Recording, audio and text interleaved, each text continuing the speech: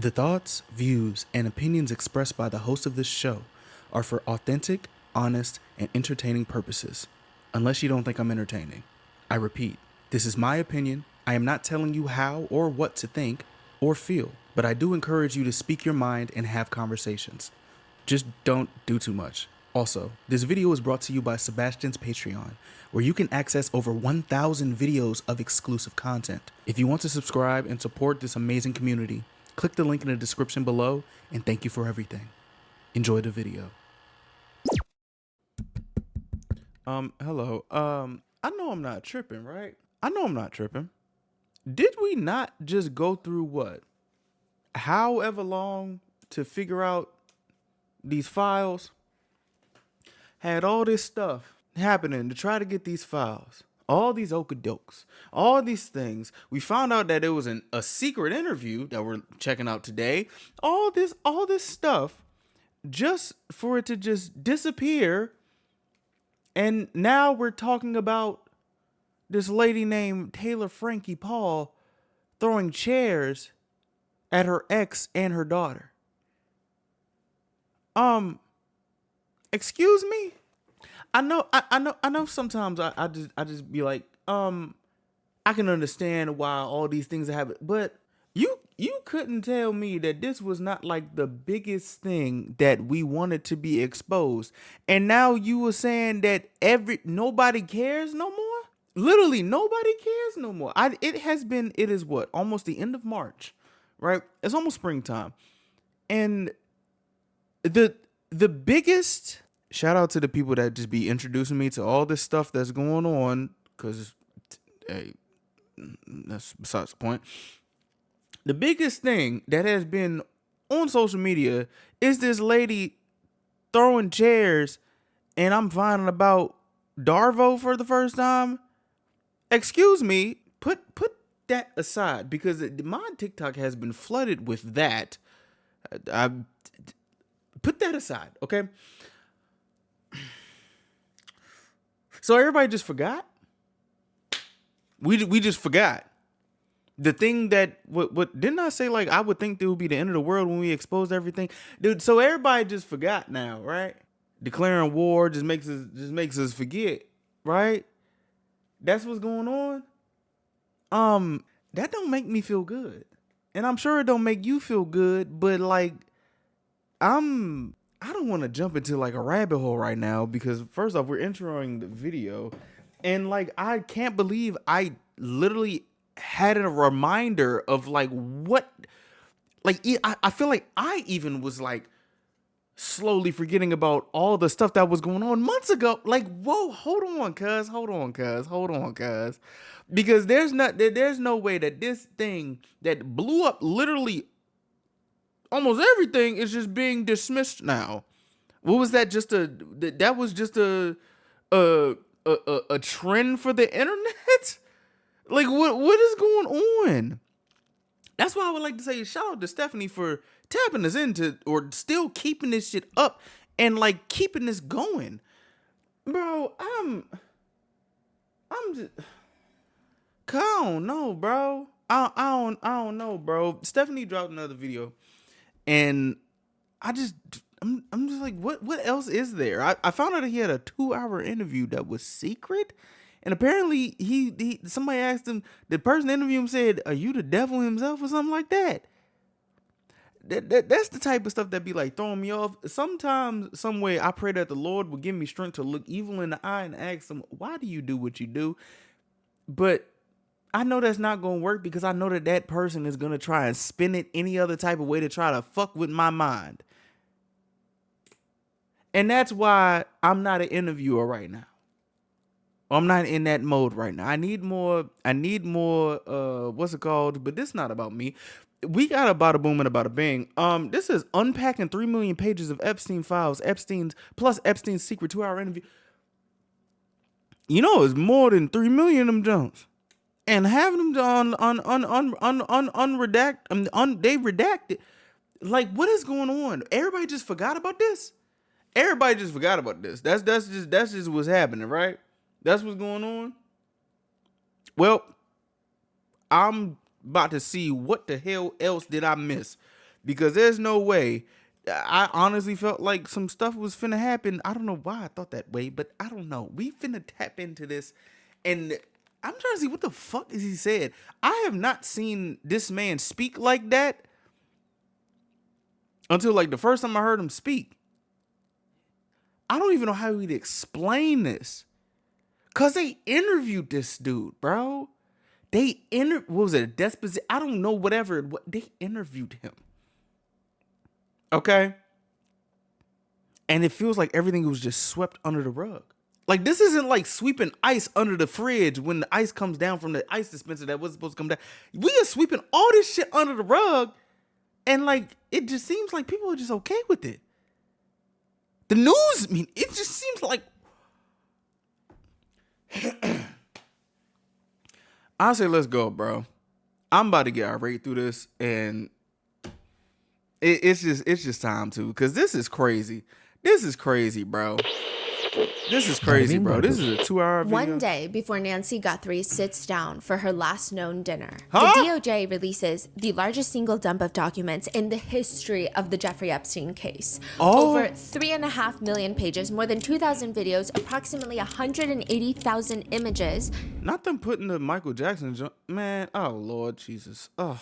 And then a little over 24 hours later, a woman named Nancy Guthrie vanishes in a way that nobody has ever seen before in any similar case. This is not an elderly woman that is suffering from dementia that wandered outside. Her doorbell camera was forcibly ripped off the... Bro, in a whole kill we checked this out too. There's no... You mean to tell me that this... Hold on. Sorry. My damn... Oh, fuck. My damn chair was fucking up. You mean to tell me that that was a distraction from that? What? Front door. There were blood droplets left on her front porch. The mainstream media news outlets keep saying that it must be the work of an amateur, and yet we're a month and a half in and nobody has seen Nancy Guthrie. Bro. There were ransom notes sent to major media publications, and the timing starts becoming the main focus here. The largest dump of Epstein files to date drops, and then a journalist's mother just vanishes. The internet starts connecting the dots. We don't know if there are even dots to connect or the connections are worthy of anything, but it is interesting to note. Some people on Reddit have just quietly wondered, it's a weird feeling that they get about this Guthrie case. They see it all over mainstream media, and all these news networks are saying this is the case that the world is captivated by, that the entire nation cannot look away from. See, I don't like that shit, gang. I don't like that, bro. Y'all, I hate when people be thinking that people is stupid. I'm sorry, but we are not the generation that was sitting in front of TVs with their mouths open watching Wheel of Fortune in its first season. We are not that generation, okay? It wasn't the silent generation, was it? It was Gen X. One of them generations, this is the generation that asks questions and see what's going on. Enough questions is going to happen, and y'all going to have to answer to them. And you mean to tell me that they going to answer the question and then not even answer it, just skate around the question, and then just put something else in our faces? And I still pray that Miss Guthrie is still, like, okay. Like, bro, like, what is happening? And the thing is, we just hear just like, oh, well, it's not in our faces no more. And I'm saying we as in like the whole public or society in terms of the internet. We as, oh, shit. Well, we looking at the next thing. Oh, look, the gas prices is up. Look, like, bro, this is insane. This is really crazy. And it's really scary. The fuck? From. Everybody is overly invested in this case. And normally when major news networks say something like that, it's partly because it's true. But a lot of people say on Reddit, I don't know anyone that's personally been following the case. Everybody's heard of it because it's just like shoved in our faces by every major news publication, but nobody's really following it. Nobody's really overly invested. They're not trying to be internet sleuths. A lot of people say, I have friends who are very into active true crime cases, and they're not really following the Nancy Guthrie case. I ain't gonna lie, that's also kind of like sad. Like, somebody's moms go missing, and there's like people out there saying like they don't care. That's got, oh my gosh, that's gotta hurt. What the fuck? These are people on Reddit. So they're wondering, Are we just meant to believe that this is the only thing that Americans are thinking about, interested in, talking about? Or is it something deeper? Some netizens think so. September 20th, 2019, a Dateline special that has since been described as being historic goes live. Okay. It is Virginia Giuffre's very first ever televised interview. Peace. She's filed court documents, she's given depositions. Rest in peace to the queen, never gone on camera before to talk about what happened to her by Epstein. She's sitting in front of an... Hey, I ain't gonna lie to you. I just want to just be like, shout out to people who like say fuck you to the people who try to like scare you into silence. You got my respect, bro. You got my respect. Shout out to Miss Virginia, man. Rest in peace, yo. Oh my gosh. NBC journalist sharing her story. And this is the first time that she's publicly stating that she was even trafficked to a prince. This is the interview that causes Prince Andrew, former Prince Andrew, to give his own disastrous interview to the BBC where he just like digs his own grave and he says, I don't even know how to sweat. I have a condition where I can no longer sweat. She was very specific about that night.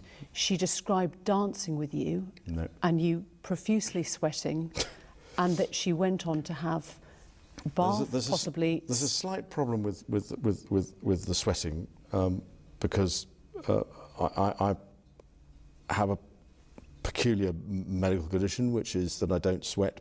What's it called? There's people out there that there's this one doctor that cured cancer. So now there's a thing that's like a joint that you don't sweat. What's it called? Or I didn't sweat. You didn't sweat at the time. Oh, so you were cured from your non-sweating disease or your non-sweating ailment. So what's it called? I had suffered what I would describe as an overdose of adrenaline in the Falklands War when I was shot at. It was. Oh, you were shot at, and so.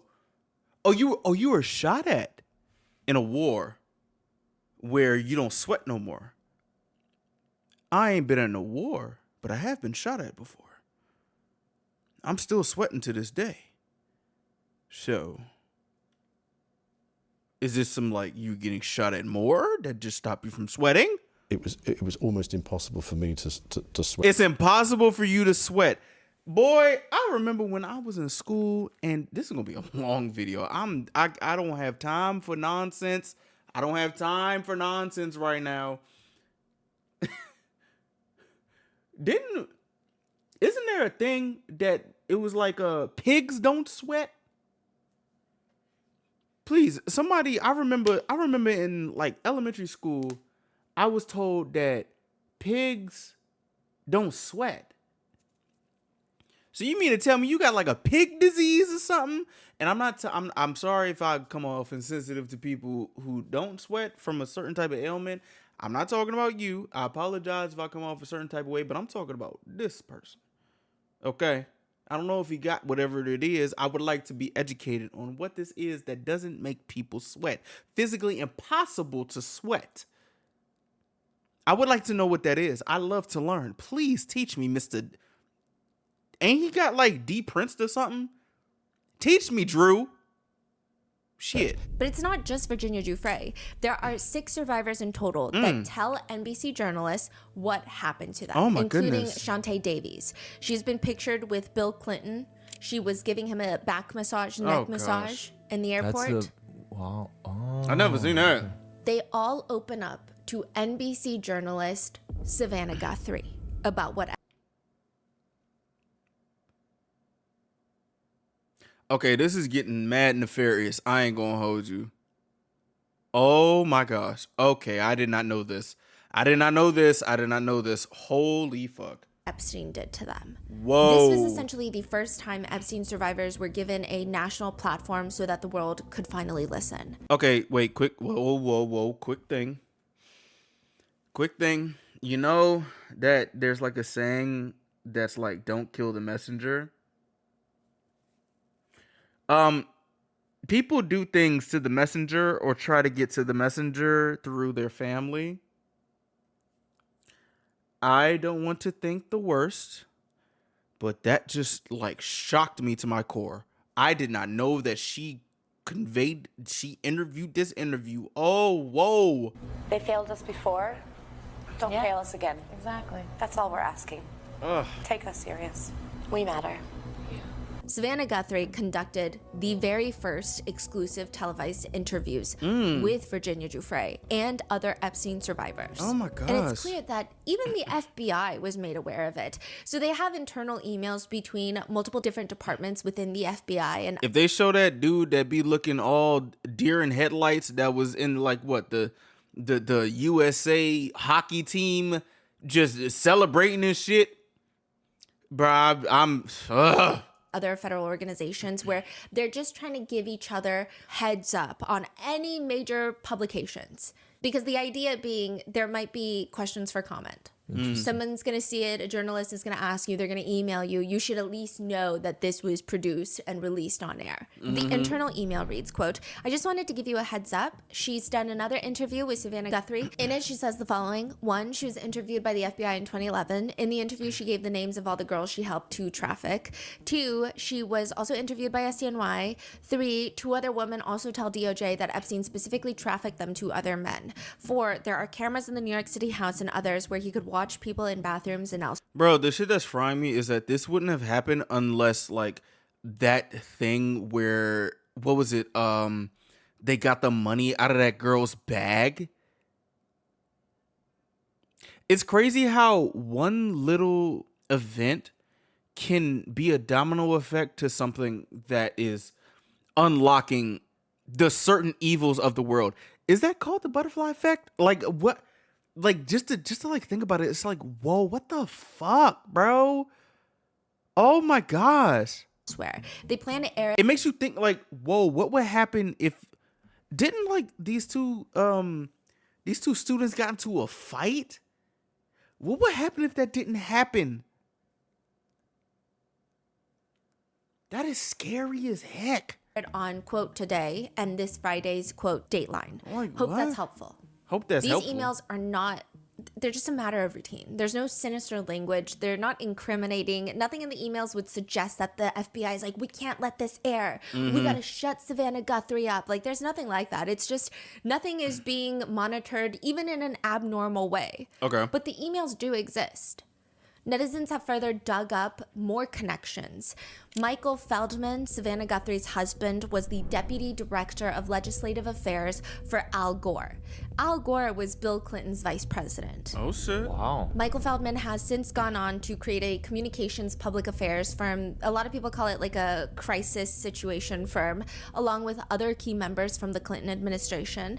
Larry Summers, the former president of Harvard that has been heavily featured in the Epstein files, Oh my he gosh. recommends Epstein to talk to someone with that specific PR firm because they've helped Bill Clinton and others very high-powered people. There's no indication that Epstein did in fact reach out to Michael Feldman nor his firm, but these are all there in the files. These are all innocuous connections, but the proximity to the Clinton world, to the Epstein victims, Savannah Guthrie, it's just kind of set conspiracy theorist chairs on fire. Man. And then there's the journalist and the president connection.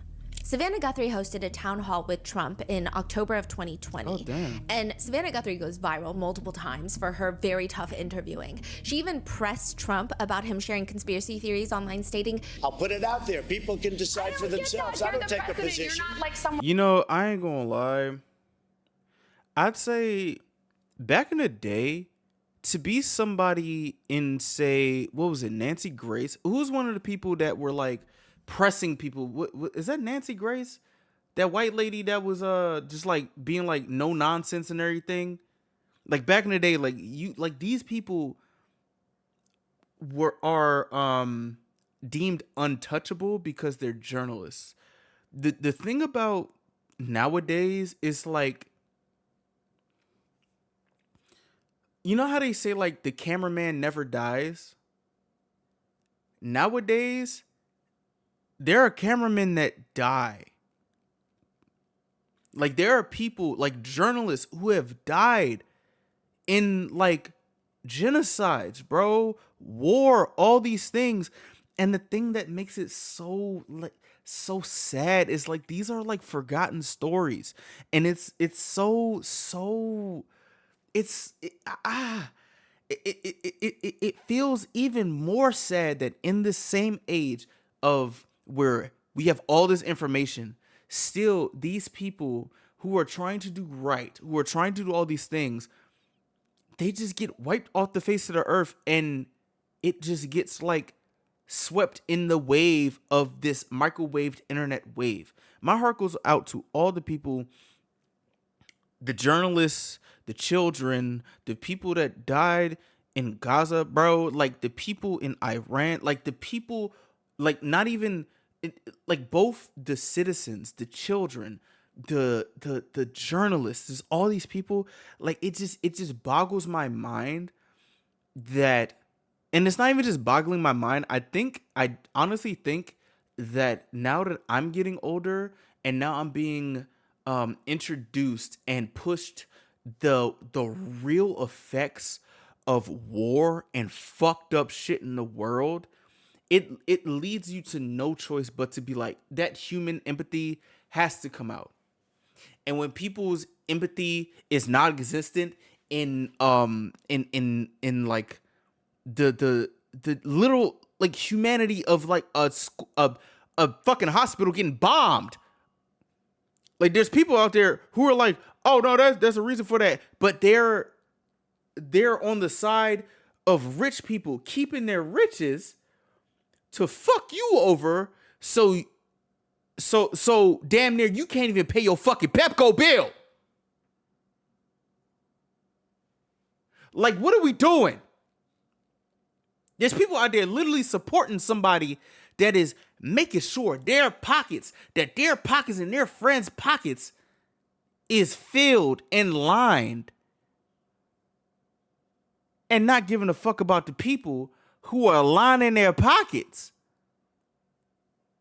This shit is sick. And I'm sorry, I went on a tangent for a second. I would say like Miss Savannah Guthrie. You know what I'm saying? Like these people who are like not moguls in media, but like these faces in media who are known to give the interview. Because like I'm like kind of like learning about like the media space in terms of things, because I would like to do more than just react to certain type. I want to do a bunch of things, but it's not about me.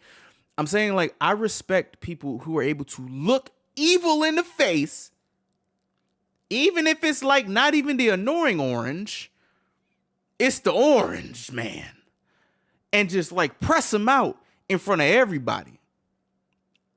I respect it. I really respect it. I'm sorry that you have to go through like your mom getting kidnapped by some nigga with some bullshit ass mask and a book bag and all this other stuff. Like, oh my gosh, bro. Like it's getting crazy. It's getting crazy. It's getting really, really crazy. And it's making me feel crazy about this. One's crazy uncle who can just retweet whatever. That was a retweet. A few days later at a rally, Trump stated that Savannah Guthrie was acting like a crazed lunatic. Bro. It's a nice pleasurable evening. I have somebody going totally crazy last night. But in a separate rally, he told her that she did a good job. And I said goodbye. I said, great job, Savannah. You did wonderfully. Good. This nigga is senile, bro. Have y'all ever had y'all grandparents that just say random shit and just like obnoxious shit? The people watching this, y'all got grandparents, right? Yeah, y'all ever had y'all grandma, granddad, grand auntie, all the great grand aunt, all of them just saying some wild shit? Are you listening to them? Are you listening to them when they say something like that? Huh? Are you listening to them? No, right? Why the fuck are we listening to this nigga? And it's just like, what? 70% of the country just listening to this motherfucker just spit bullshit out of his motherfucking mouth. Like, what are we talking about, bro? Again, they were mad at Obama for having a tan suit. This nigga, bro. I'm gonna calm down a little bit. Let's keep going. Sorry. Job. This is a case where you can argue it's just a small world. All these people run in the same circles. Of course you have a journalist rubbing shoulders with politicians. Of course you have all of these different connections. It's not just a small world, though. Bro, the DMV is a small world. I've seen people that I've seen growing up in high school and everything. I see all these people all the time. This is not a small world. This is a small world of people in that bubble that are giving information to people in the whole world. I honestly don't think this should be counted as a small world, or there should be more of a what's it called? More words to say that, because this small circle of people are literally controlling this whole conglomerate of people. That don't count as a small world, bro. If I go to Howard's homecoming and I see my mans I ain't seen in 15 years, oh yeah, that's small world. You came to Howard's homecoming, da da da da da. This is different between me being somebody that can literally broadcast to hundreds of millions of people. I ain't nobody special yet. I ain't nobody special. You know what I'm saying? So, like, the small world stuff, this ain't a small world no more, man. That makes sense. Or you could argue that there's something way deeper going on. It is, with one bro. social media user saying, so you're telling me that an 84-year-old Nancy Guthrie was kidnapped as soon as the Epstein files were released? Yeah, Meanwhile, like her daughter what? did a huge interview with Epstein survivors? Another comment reads, Nancy Guthrie was probably kidnapped because her daughter was going to start interviewing Trump and other Epstein victims again. Slim, we ain't dumb. We ain't the generation that thought the world was going to end because computers couldn't go to 2000 and they just stopped at 99. We not that generation no more. It don't even matter if we like the 6, 7 that don't mean shit about shit. We still asking questions. Remember, we not the generation that thought the world was going to end and planes going to fall out the sky in January 1st, 2000. We are not that generation, all right? So I don't understand why they keep acting like we stupid as shit. Why I hate when people be acting like niggas is stupid. We are not fucking stupid. Knowing damn well this is the generation that will dox niggas, find people, shoot them in the middle of the time, in the middle of New York, and drive up to a McDonald's and do all this other. I ain't even know nothing about Luigi, bro. Like, this is really throwing me off. I hate when people be trying to act like you stupid. And they just be like, sounding like Elmer Fudd without the gun. Like, what the fuck is we on a Porky Pig? Shit, Porky Pig. Pigs don't sweat, remember? Porky Pig was sweating in that damn intro. That's all, folks. I don't give a fuck if it's an outro. Shit got me hot already, bro. This is about to be a long video. I'm sorry, but nah, bro. Another comment reads, it's weird that no one in mainstream media, none of these news outlets that are heavily covering Nancy Guthrie's case, I mean, it's going under the radar that NBC's Savannah Guthrie conducted the first televised interview with Virginia Giuffre and other Epstein victims. That's not being included in any of these articles. Oh, you're saying other people are not making that Epstein connection. Yeah, bro. These mainstream news stations, they've been making all sorts of connections. They're like, the cartels could have taken her. Here we spend 30 minutes interviewing a cartel specialist. Yeah, because some random... All right. Okay. To give their expert opinion. They're making some connections I've never seen made before, where I'm like, I don't even know. Hey, when people try to make you feel stupid. Of Epstein. None when I was researching Nancy Guthrie, except mainly on social media. Interesting. Mm-hmm. Okay. And if they do mention some sort of connection, it's all in the lens of new online conspiracy theory, and it lists like a bunch of conspiracy theories. And I'm not saying that this is a connection that needs to be looked into. I'm just saying it's kind of odd. They've been making connections. It's one thing if they made 0 connections with the Nancy Guthrie case, but they're like, here, let's talk to this cartel expert. Here's this cactus expert. There's so many connections, and yet this one is just not something you want to talk about? They think we're stupid. That's what it is. They think we're stupid. Of course, they're not going to find... Who are some people that be locked into the stuff like this? I don't know. What's shawty? Miss Doyle. Oh, I forgot her name. She got like 3 different joints that she be locked in on stuff. She from PA.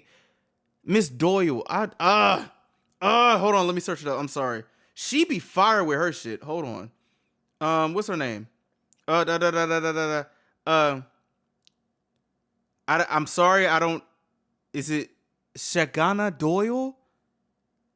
She got like 5 accounts, cause she be on her shit, boy. I bet you they won't interview her.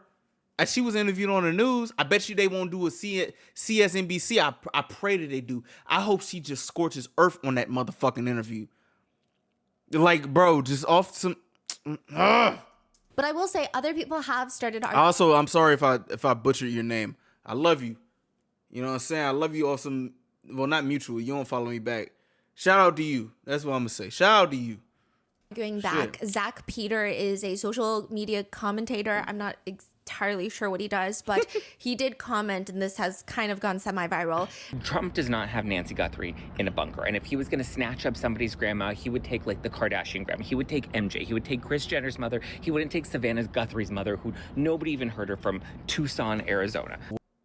Yes, he would. What are you talking about? Wait, what the fuck is he talking about? What is he arguing exactly? Wait, he's hold saying on, this what? is a distraction? Yeah, they would take someone more high profile. No, the fuck they would not. No, they wouldn't. No, they would not. The point of trying to... No, the fuck they wouldn't. See, this is the shit that's frying me. People just be thinking like, oh, if they would want to take somebody, take Kris Jenner. What the fuck Kris Jenner gonna say? What the fuck Kris Jenner gonna do? Why the fuck would they take Kris Jenner? The Kardashians haven't been doing shit for how... Bro, we just saw Kylie at the Oscars with Timothée Chalamet when that nigga was lost all the Oscars, and they had that girl in the Sinners joint just put the ballet joint on right in front of that nigga. Why the fuck would they fuck with the Kardashians? What are you talking about? Kardashians ain't done shit since Kanye tripped the fuck out. Kardashians ain't, bro, man, watch out, bro. What are you talking about? No, they're going to take the person that is connected to the person that is literally interviewing the fucking people that are connected to the thing.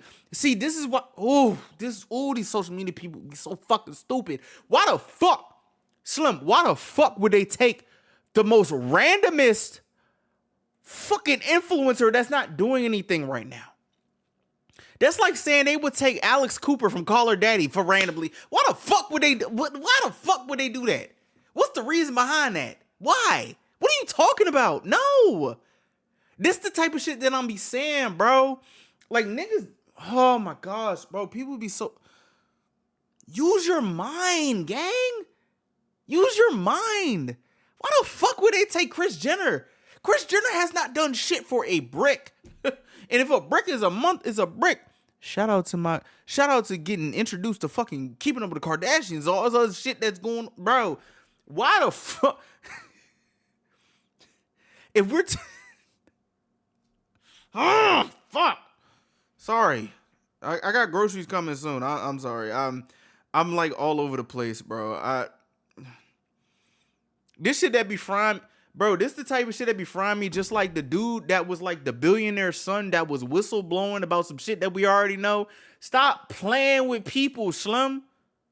Why the fuck is you playing with people, bro? We ain't stupid, nigga. We ain't stupid. We all just found out that Chaperone is rich.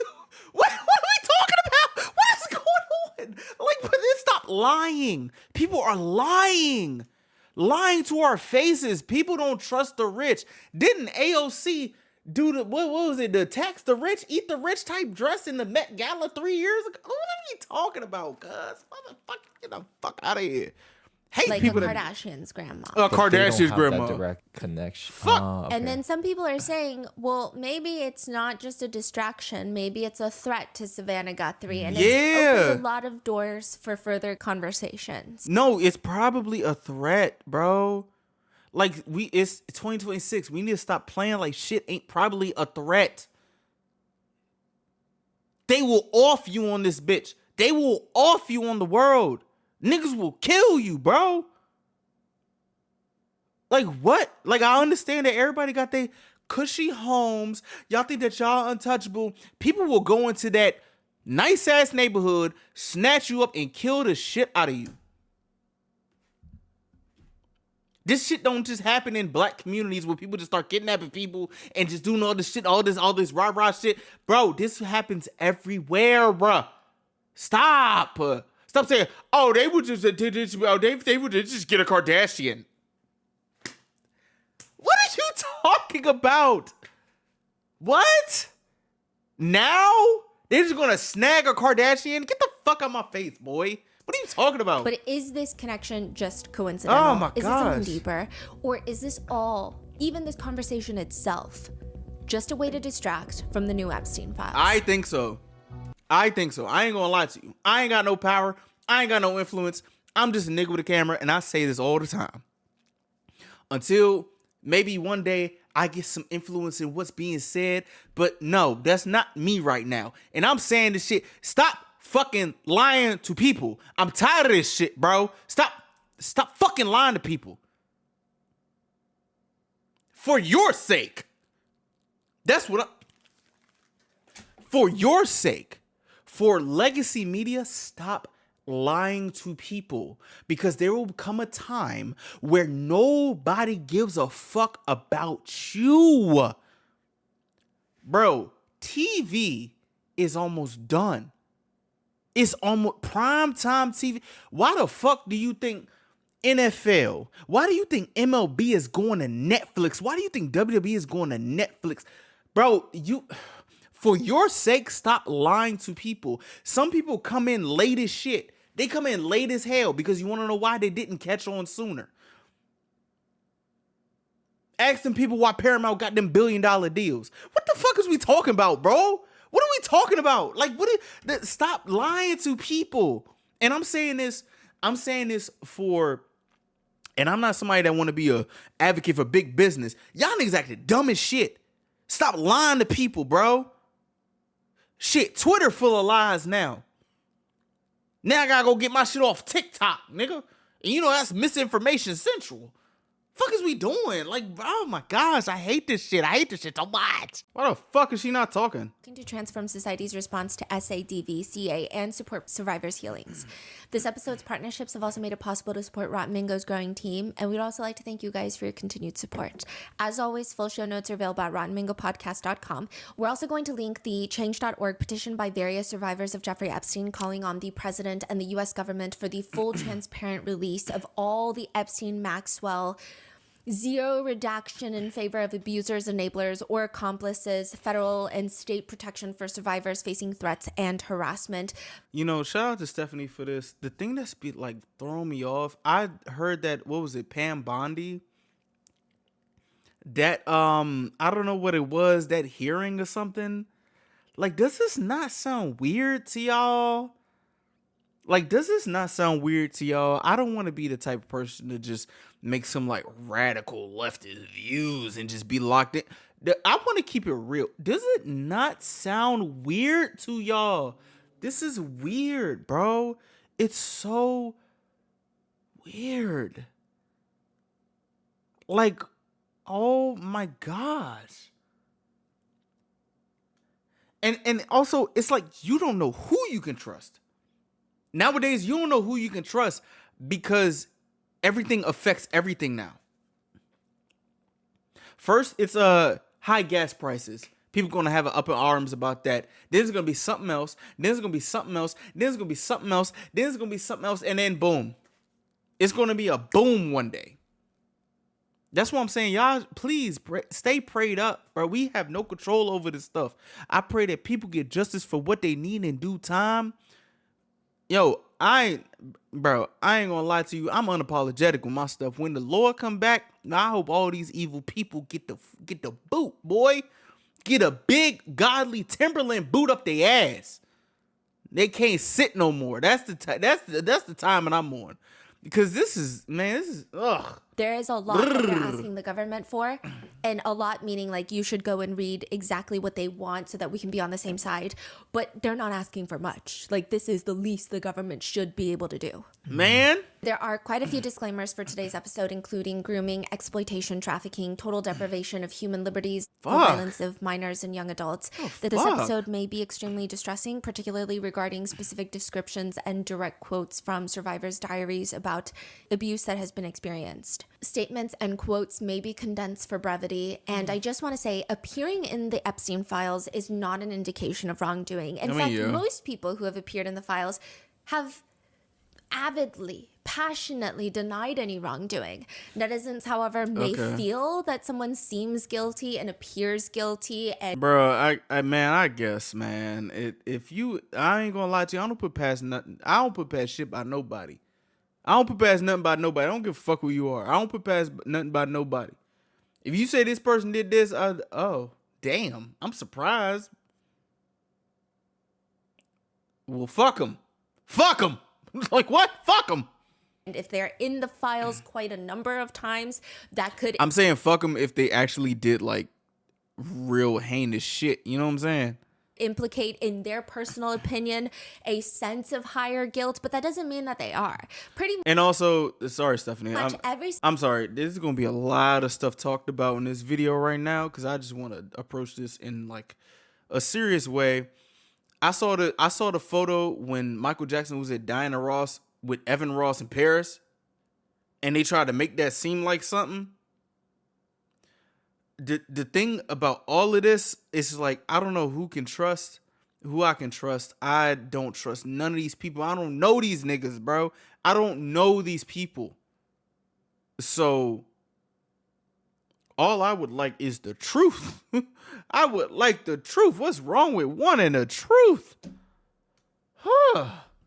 You already released the files. You know ain't shit finna happen about it. Release them all.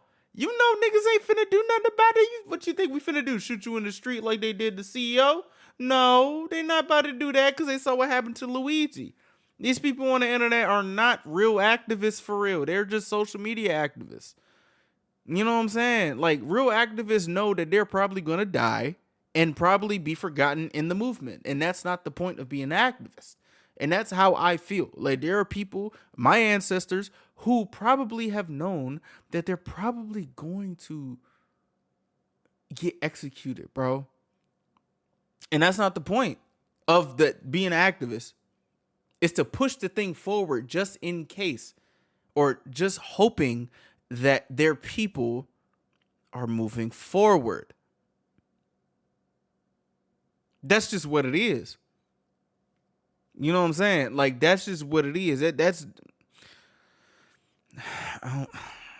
Maybe I'll stream one day to start talking about shit like this, because I can't do it in this video. It's going to already be long. I can't. Single person in the files has denied any guilt. So who are the guilty parties? At this point, maybe it's everyone not in the files. Is that what we are to assume? So with that being said, let's get started. For how much we knew about Jeffrey Epstein, the world really never sees this man talk. We have a few clips. That's what I'm saying. Deposition where Jeffrey Epstein is sitting there looking smug, but we don't hear him talk for a long time. Jeffrey Epstein. Even when Jeffrey Epstein. When reading thousands upon thousands of emails, you don't even necessarily have his voice reading it out loud. Yeah, bro. You know, when you hear someone's voice multiple times, yeah, and then you read something that they allegedly wrote, it's very clear. You can hear them. I thought Jeffrey Epstein had the same voice as the fucking person that he was sacrificing them people to. I ain't saying that motherfucker's name, nigga. But I thought he had the same Jeffrey Epstein. I thought he had that same type of voice. That nigga got a foot. Not hear that with Epstein, but in the recent Epstein file dump, there is an Epstein interview unreleased. It's a 2-hour video. Him How did we get this? How did we get this? How did we sitting facing the camera, answering questions about his crimes. It's not an interrogation. It's not even a deposition. It is an interview with Steve Bannon. Okay, this episode, if I were... Boy, I thought this was with somebody else. Steve. Did I forget something? I feel like I forgot something. Wait. There was a video I saw. I think it was on camera that he did the interview with Steve Bannon, and it was like trying to like soften the blow of what was going on. Never mind. I just remembered. I never watched the interview. I feel like we're going to watch it today. were to give you the context of every single person and every single thing and how they're connected to Epstein, it would take 25 years. I just want to say we have 2 separate collections of videos. One that was done years ago on the Epstein case, giving you a general overview. And then one that was done more recently with all of the Epstein drops, with Steve Bannon heavily included. And then if you haven't seen the Nancy Guthrie video, you should go watch that one previously. We did. But he's sitting down with Steve Bannon. Steve and fucking this is an Bannon, Epstein bro. Legacy project. The first thing you hear is stage direction. Steve Bannon is off camera, and you hear his voice guiding Epstein. Remember, when you're answering on these questions, I'm not in the shot, and they're never going to hear my voice. This nigga said this in the joint? Is this like a raw footage joint? You kept this in there? All right. Basically telling him, repeat the question in your answer. Wait, what is that? Like a documentary they're making? Yes. Steve Bannon says it's going to be released. What? And this is Wait. Steve Bannon say Epstein documentary is still coming today? Yes. Nigga, what? I know. Yeah. And this is just 2 hours of a 15-hour file that he has. Yeah. 15-hour file. Cause I don't even have that type of storage in the 2 computers that I have. 15-hour file? Fuck out of here. What? Just you wait. Yeah. But this 2 hours doesn't make Steve Bannon look good. So everyone's like, I don't know if I want to watch your documentary. You're weird. Is this filmed after all the allegations started, or this is old tape? This is like a few months before he dies, before he's arrested the second time in 2019. This is like the peak of okay. Oh yeah. This is like way after 2008. Okay. So he's telling Epstein, and Epstein is just like, oh, okay. And just like that, just unceremoniously, the interview begins. It's clear the footage is going to be part of the documentary. Hold on. Wait. So he got arrested in 08, right? And did all the stuff in 08. You know, there's like a something that I be thinking about. You know, like when you do something that you know you're guilty of, and there's like a silence between you and your comeuppance coming. Like, say, for me, say I talk back to my mom. There was one vivid joint that a vivid memory that I remembered. Like, I talked back to my mom one day.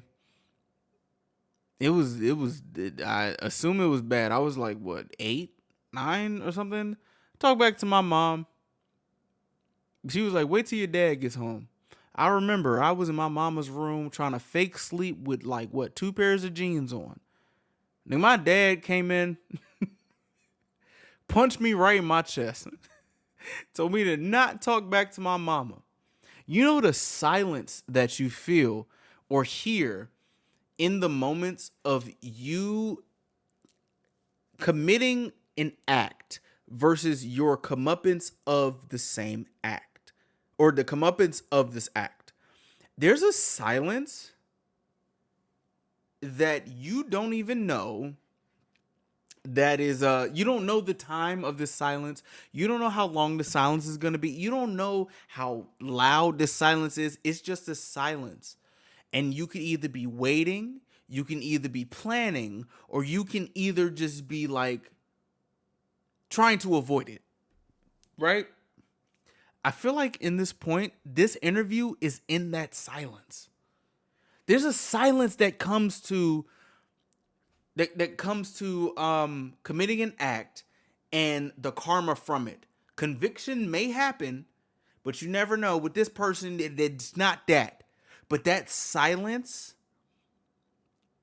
I low-key feel that, you know how like they say a drunk mind speaks a sober tongue? I feel like in that silence, you get real raw emotion of the human that you are looking at. And what they say in that silence and what they do in that silence may shape how you see them for the rest of their days. I'm saying this as a preface to his interview, okay? And I know that what I'm saying in my analogy is probably a misnomer, but just think about it. Just think, like, I'm sure y'all have reached conviction before. I'm not comparing this to that man. I'm not doing that. But just think on the surface level, please. In that silence, there are things that happen that maybe you can't control. And I'm thinking about that when I look at his interview. What the fuck is he going to say in this interview? That's what I'm thinking about. And Epstein is heavily going to be involved. It looks like some sort of PR piece for Epstein to make a comeback into the world after being a convicted child predator. But it's before the color grading and the edits. Man. Steve Bannon, of course, has saying up and down that anything you see in this video is not really a good representation of his relationship with Epstein. Because, of course, he's being nice to Epstein because he's trying to build rapport and build his trust so he can make an explosive documentary on him.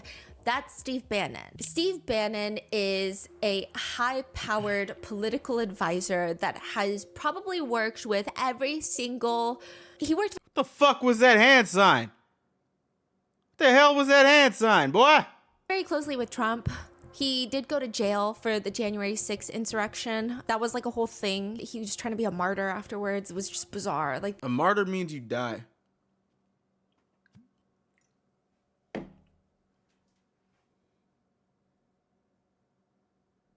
this man is very, very bizarre. And then he's like besties with Epstein. But he's not like a film director or anything.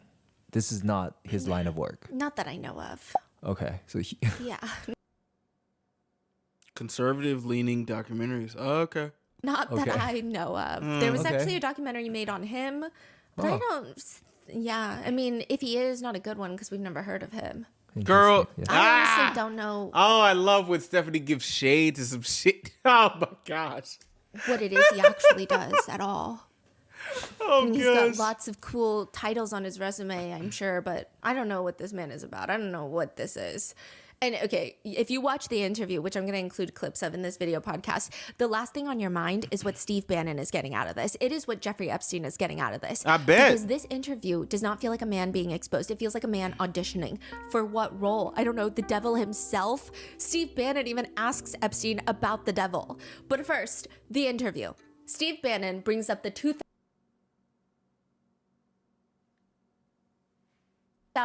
financial crisis. Because what would be a more thought-provoking way to interrogate Epstein's financial prowess than get his commentary on one of the most devastating economic crashes in modern U.S. history? The fact that I remember about that shit, and like I was, what, 9? Bro, the only two things I remember was going to church and watching Obama win. And then just seeing so many people just like react to this economic crisis. As a 9-year-old, bro, I remember that. I forgot the question I asked my mom. It was a lot going on then. And I can't like lock into my memory, but I genuinely remember being in church. I remember I was on the left side of my sanctuary and watching the TV screen of him winning. I remember that shit, bro. What the fuck? Epstein tells Steve Bannon that it's not what he thinks. Because in 2008, when the financial market crashed, Epstein was sitting in an 8x10 jail cell, stuffing his face full of almond joys because he was terrified the jail food was being poisoned and he was gonna die. You think they're gonna poison your white ass? You think they're gonna poison you? You think they're going to poison you in 2008 and 10 years later, apparently they killed your ass? You think they was going to poison? So you was just like, you was scared as shit from 2008 to 2019. That's what you telling me? You was scared for 10 years? You should have got a dog, nigga. You should have repented for the shit that you did. But what did you do? You kept going. You kept going. You wasn't that scared. You wasn't that damn scared. You wasn't scared at all, actually. The fuck?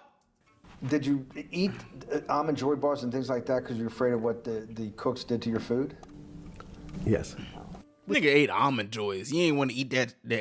Man, please. Side note, does that sound like someone who would, in a few months, would self-exit in jail?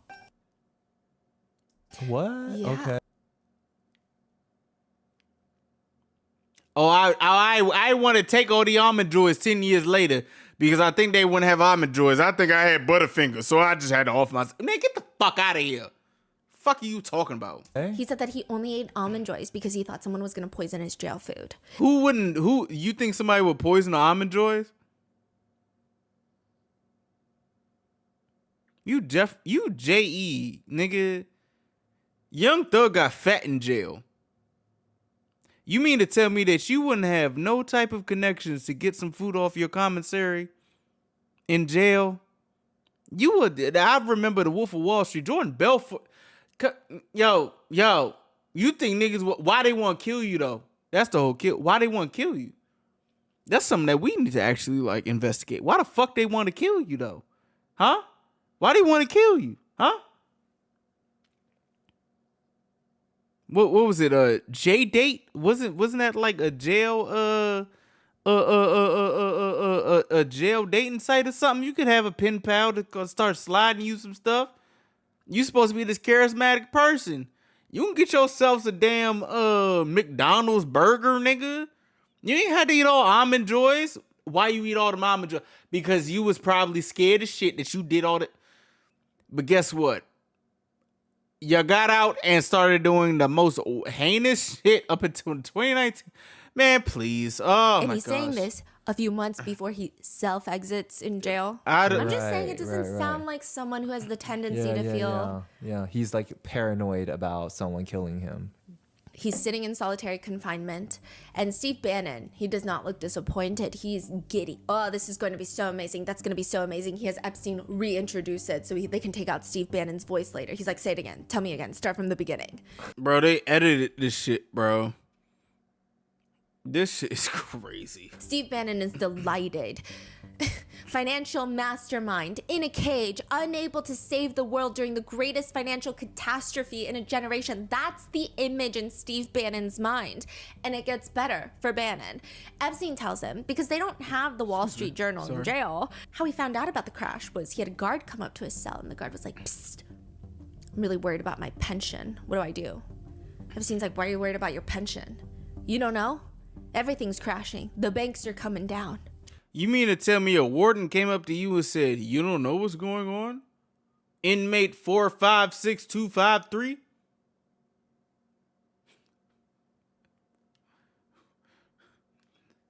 Looks like your ass ain't get no TV time in 08, nigga. What the fuck? I'd been there since June, in an 8x10 cell. Now, since I was in jail, there were no books. Why? There's no library. No library, but you're in jail. No, I was in jail, not prison. So in jail, I was in a place what's called the Special Housing Unit, which is for the roughest, toughest, meanest people.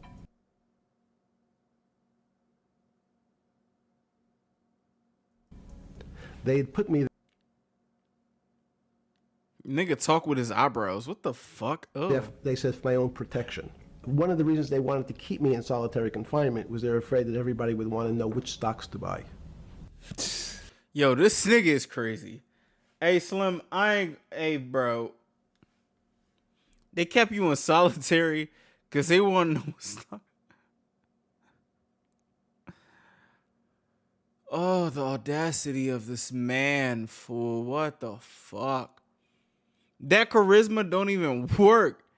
You know, I was in jail. They kept me in solitary confinement because they wanted to know if I knew about the QQQ. You feel me? Or QQQQQ. They wanted me in solitary confinement because they was trying to get me in the SP 500. You feel me? They wanted me in solitary confinement because they knew trading options day by day was a thing in 2018. They wanted me to keep me inside. Shut the fuck up! What? Steve Bannon asked, talking about some damn what, man? Yo, this nigga pissing me off, Slim. I ain't gonna lie. I might have to continue this video later. I'm sorry, I can't. This nigga is sick. Did it strike you at the time how all the threads of your life had come together and put you in a position, or you had put yourself in a position, in that position? No, that would be probably means I would be too self-aware. You can't possibly expect me to believe this. I know. I don't believe it. I don't know know why they're acting like Epstein went to war, like he was in the depths of ADX Florence Supermax, which he should have been. But no, he was on a work release program. He wasn't even really in solitary confinement. He could leave jail every day in 2008 to go to work, where he abused more victims during his work release because his work is being a trafficker.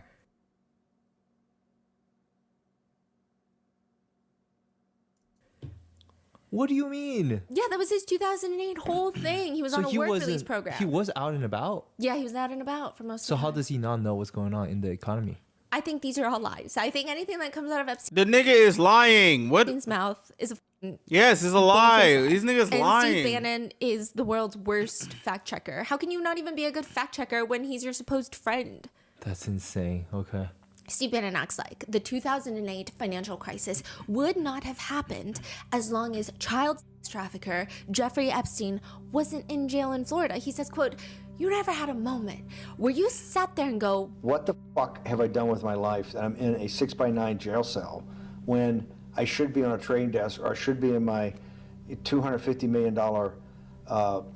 greatest townhouse." Bro, they should have had Gayle King interview this nigga. At least Gayle King had that nigga R. Kelly tripping the fuck out and just lying and making it entertaining. This nigga Steve Bannon is ass.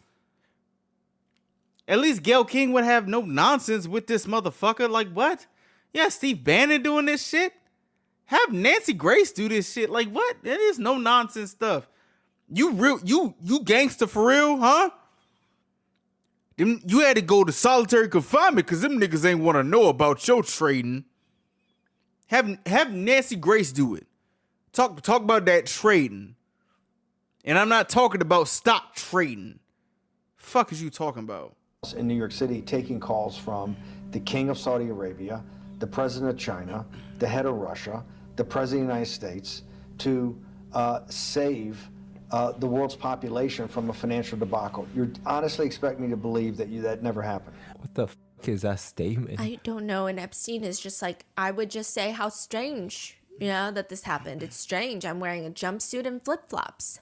I'm wearing a jumpsuit and flip-flops. What color was the jumpsuit? Brown. Brown jumpsuit. Yes. Steve Bannon notes with a inquisitive and slightly somber tone in his voice. I notice I don't see you in a lot of brown. No. I don't know what the f we're doing here, honestly, okay? This whole documentary feels like it's just to clean up Epstein's image after his 2008 arrest. And it feels as... The fact that you're able to, like, start talking to somebody and, like, they fucking kids is beyond me. I'm sorry. Trying to clean up an image of a nigga that's fucking children is beyond me. Position Epstein as some financial guru that the world desperately needs. But fine, like, you want to play Mr. Market, you want to be Mr. Wall Street, tell us how to fix the financial crisis. Epstein does in this interview. And let's see if he says anything of value. We should be able to take this information, walk to JP Morgan and get a job. Epstein comments about the financial crash of 2008. You can't think about it like your car. People in normal walks of life think about money and things as a machine. And unfortunately, so if your car breaks, cars are always easy to fix. My jets, Yeah, what?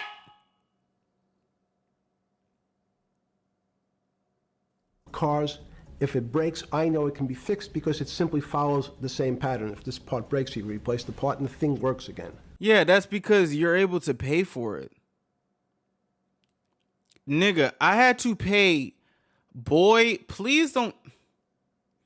See, this is, it's a tax bracket thing. It has to be. I had to come out of my ass, my rent payment, to get my shit fixed. Okay? I'm not like you fucking rapist. People and the financial system are not machines. They can't be fixed the same way. You can't simply take out put some more juice into the commercial paper market, and that's like replacing the carburetor on the car. It's much more, I have a patient who can't breathe, has a stomach problem, can't see, looks bleeding at the same time. What do I do first? I have to think about it as a system. Where's the most logical place? What's the most dangerous place? If your heart stopped, we have to start your heart again. In the equivalent to the money market, Why do I have to start your heart again? I need to get your blood flowing. And that costs money, nigga. What the fuck? Bro, when I broke my ankle and had... Actually, not when I broke my ankle. When I was playing basketball and some big nigga stomped on my fucking ankle. Pray to the Lord I have insurance. Oh my fucking goodness.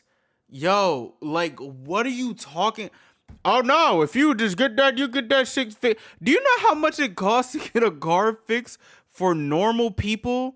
Not you with your fucking brownstone in the middle of everything with your other places that you have in your fucking island.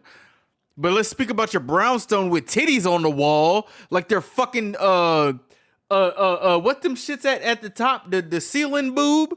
You got boobs on the side of your shit with no function. I hate when rich people talk to me about some shit that they don't even have the... I bet this nigga don't even know what a popcorn ceiling is.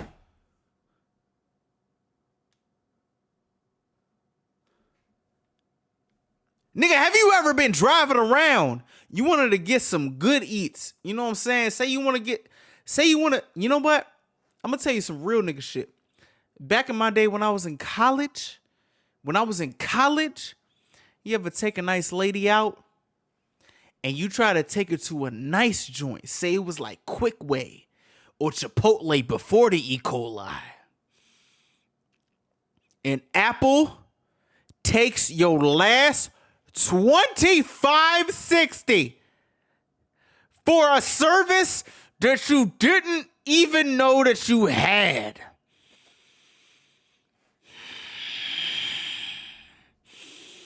No Chipotle for you. And you know what else? She's judging you because you can't even buy her Chipotle. You want to know why? Because Apple Music or Apple took all this shit from a random account because you was trying to pay for Netflix to have a good at-home night for this same girl that's gonna knock you for not paying for the fucking Chipotle. You don't have these problems. Fuck you. And it's been fuck you off of the rape. Fuck you even more. Bro, I hate this nigga, bro. Fuck this nigga, bro. Like, you talk about, the carburetor. There's some people that don't know what a carburetor is. Okay? Talking about a damn carburetor. Some people out here trying to find some carbs to survive. Ugh. Niggas ain't never had to try to find some coins at the side. I ain't gonna tell that story. College was a motherfucker, bro. I might tell that story one day. I ain't gonna lie. Niggas had to go find coins in the corners of the fucking dorm to try to get some fucking Cheetos out the damn vending machine because the calf closed at 8 and I'm still hungry. Because I had class at 11 to 3, had another class from 4 to 6. And God forbid I'm trying to go back to put my books down. Shit. An event is happening. I'm trying to do college, all this other shit. Nigga,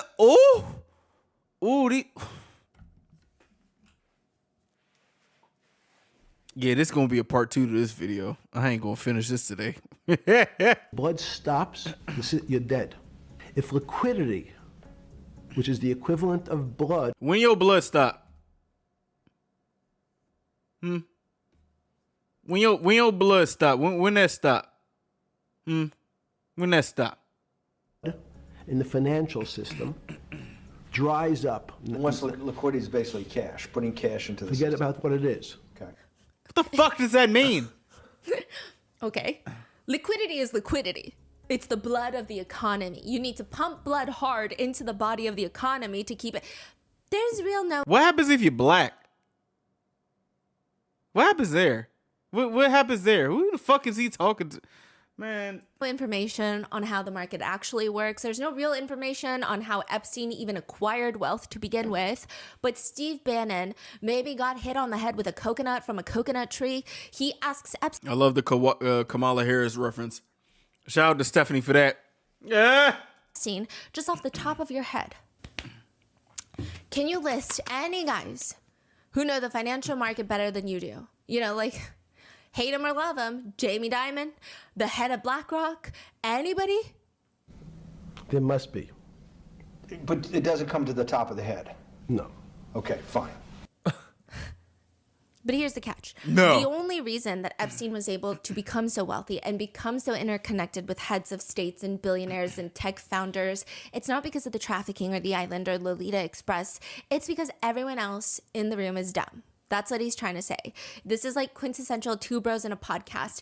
He's like trying to explain, let me show you what I know that even the president doesn't know. Mm-hmm. And that's why the president wants to hang out with me. Bang and bank, I give you $1. Just one single dollar.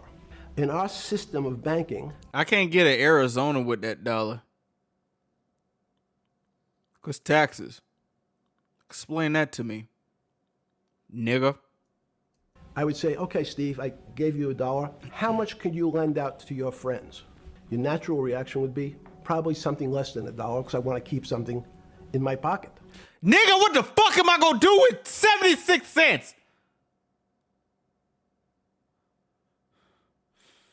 Arizona iced tea, not even 99 cents no more, nigga.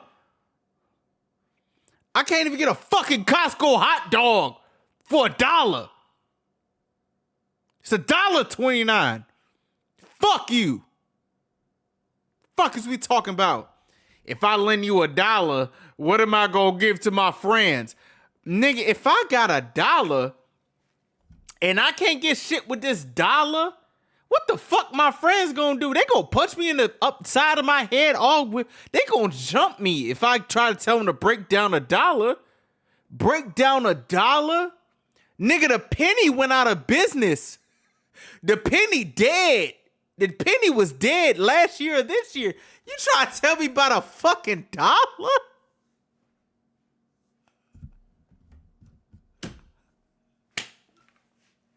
What the fuck? The way our system works is if you as a bank are holding my dollar, you can lend out an additional $8 or $9. So it's 9 times. I can hold 9 times off my dollar. What happens if you're black? And the bank say no. Fuck are we talking about? What the fuck? No, it's impossible. I only have $1, Jeffrey. We have something called fractionalized reserves, which is if you have 1, you can lend out 9. Oh. That's the way our system works. Really? Okay, so how you know this information? You ain't tell my ancestors that. You told one of your ancestors that.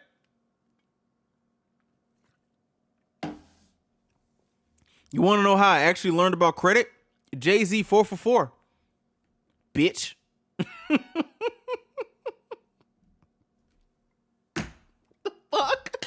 And so not only do world leaders not understand banking, but the man on the street, my father who worked in the park department, it would be beyond his imagination that people could lend out more money than they actually had in their pocket. Next question. How do they do that though? No, how do they do that though? That's the thing. He over here saying like, oh yeah, people can do this with this. How the fuck did he do that? Nigga not trying to lay knowledge. The ancillary nigga on TikTok is laying out more knowledge about this. What the fuck is you talking about? What? Oh, if I had $1, there's people out there that gonna get $9. What the fuck is finna happen if I try to get a loan for $9 and I only got 1 in my account? And that shit take my credit down lower and lower and lower and lower.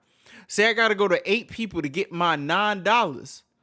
That take my shit down 8 ticks. Now look, my fucking 700 credit score gonna go down to 630, and the nigga that wanna try to give me $9 is gonna deny me because everybody else denied me on a fucking dollar. What are we talking about? He also says, see this, and I'm like saying shit just off of just entertainment value. And it's worse for people. There are people who can't get loans, bro. There are people who cannot get loans. Like you're saying like, oh, you can get a loan for this. How do I get this? There are more steps. There are not just one, 2, 3 type rules. It's 1A, 1B, 1C, and let alone the people that are supposed to protect you. What if they take credit cards out of your name and fuck your credit up when before you're 6 years old? What are we talking about? He's not impressed meeting world leaders because, quote, No, I'm not wowed by people of position. I'm wowed by people of great ideas. So the great idea was having titties in your room and having dentist chairs in a place where you want to assault children. That's your great idea? That's your great idea. You having these great ideas, and Ghislaine was over here crying on the fucking floor, talking about I broke. Like what? What? This is a great idea? This is a great idea? You want to know what a great idea for me is? A fucking pick and roll that leads to 2 points on a basketball court. That's a great idea that can work. Your great idea fucking sucks. And that shit got you dead, nigga. Like, what are you talking about? Get the fuck out of here. Now you got all these YouTubers going to your fucking island, making videos, sneaking onto your island now. Like, what? It's a great idea? Oh, for the time being, that's what it was? Man, I need to take a break from this shit. This is gonna be a part 2. No, I'm sorry. Whatever Epstein is I don't know what the fuck I did. In their pocket. Next question. Ideas. Whatever Epstein is doing in this interview, self-reflection is not part of the plan. What is part of the plan does become clear later. It's clear that Epstein wants the world to see him as mostly harmless. A mind ahead of his time. Maybe he's too eccentric to be bound by the dimensions of human laws, courtesy of Nicole Daydon. Steve Bannon asks Epstein, what are you, a class 3 sexual predator? Bro, the same person that was like light years ahead of us had gotten canceled for saying slavery is a choice. That is actually light years ahead of us in thinking. He got canceled for being anti-Semitic. The same person that is a light years ahead of us literally got his whole shit taken away, his family taken away. We're talking about, bro, you're not saying this. Nigga, the fuck? Tier 1. Was tier 1's the highest and worst? No. What the fuck is tier 1? I said, I'm the lowest? I'm the lowest. You're the lowest. Okay, tier 1, you're the lowest. Huh? Epstein. What are you, a class 3 sexual predator? Tier 1. I'm a tier 1 sexual predator. Tier 1? So if you're tier 1, who the fuck is 5? Who's 5? Who's 5? We 2 hours in this fucking interview. You talk about, I'm tier 1, a class 1 predator. Who's 5? Who is it? Was tier 1's the highest and worst? No, I said, I'm the lowest? I'm the lowest. You're the lowest. Okay, tier 1, you're the lowest. Jeffrey Epstein is wrong, or he's lying. I opt for the latter. New York's Offender Registration Act classifies tier 1 as the lowest risk, which is technically what he says, but Epstein was classified as level 3 offender in the state of New York, which is the highest, most dangerous tier. In fact, something totally bizarre happened. A Manhattan prosecutor asked the judge to bump Epstein down from tier 3 to tier 1. This whole matrix that we're in, not the matrix that the red pill niggas fuck Marvin and Fresh and Fit, not them red pill niggas. This type of shit, cause I forgot what I was about to say. I ain't gonna lie to you. This type of matrix, this type of matrix shit. Hey, you can just sit here and just not believe it. This shit real, nigga. What the fuck? I need a bottle. What the hell? Because his crimes were committed all the way in. I don't even need a bottle of Hennessy. I need a bottle of absinthe to just make me forget the last week. Shit. Put me on the cast of Moulin Rouge, nigga. I drink a bottle of absinthe for this shit. Oh my gosh, give me that black licorice. Florida. This is ADA Jennifer Gaffney, by the way, who was the deputy chief of crimes in the Manhattan DA's office, to even the judge was confused. The judge was alarmed, flabbergasted. Did the prosecutor suffer a major brain injury on the way to work?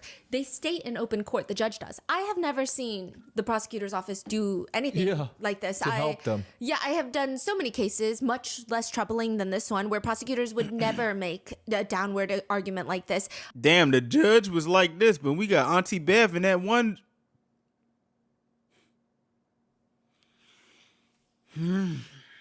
I don't think you did much of an investigation here. I'm quite frankly shocked. That is so sus.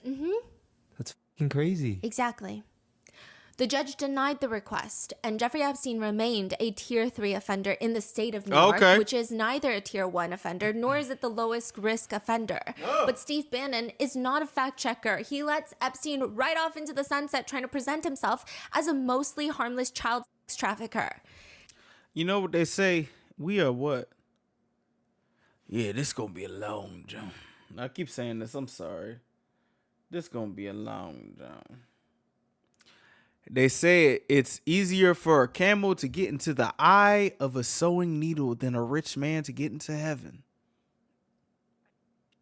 Once you start going past that point,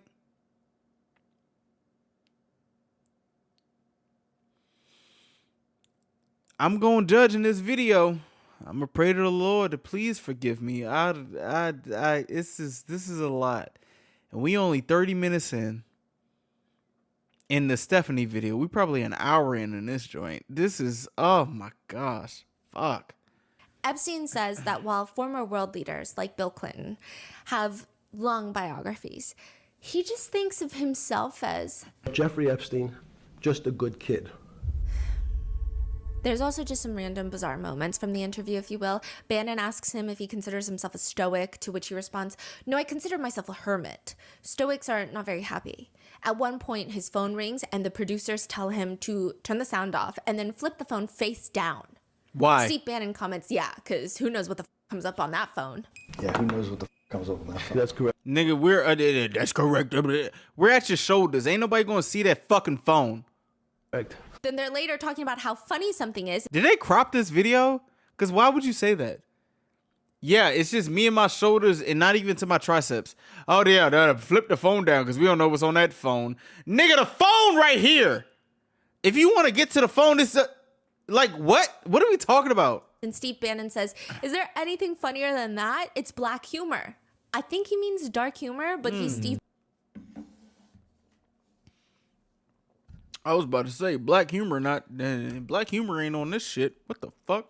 Bannon, so I don't know. I hate him. Whatever. I don't think that he thinks much, but Epstein comments, I don't make any black comments. What the fuck? That's right. You're too wrapped up in the Me Too movement. No. For black humor, I don't make any black comments. Sorry. That's right. You're too wrapped up in the Me Too movement. Yes.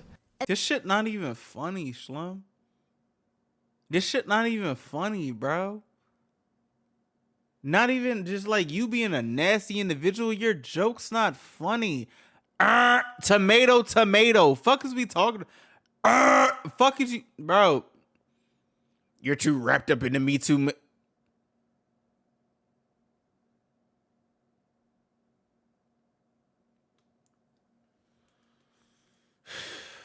And we're not even talking about Rebel Wilson right now.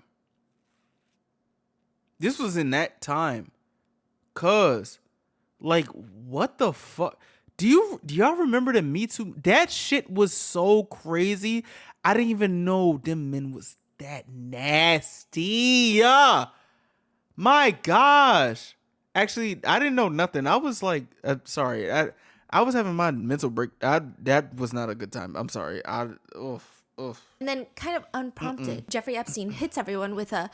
You know, there's this argument that I reject that black people are less intelligent than white people. It's not true.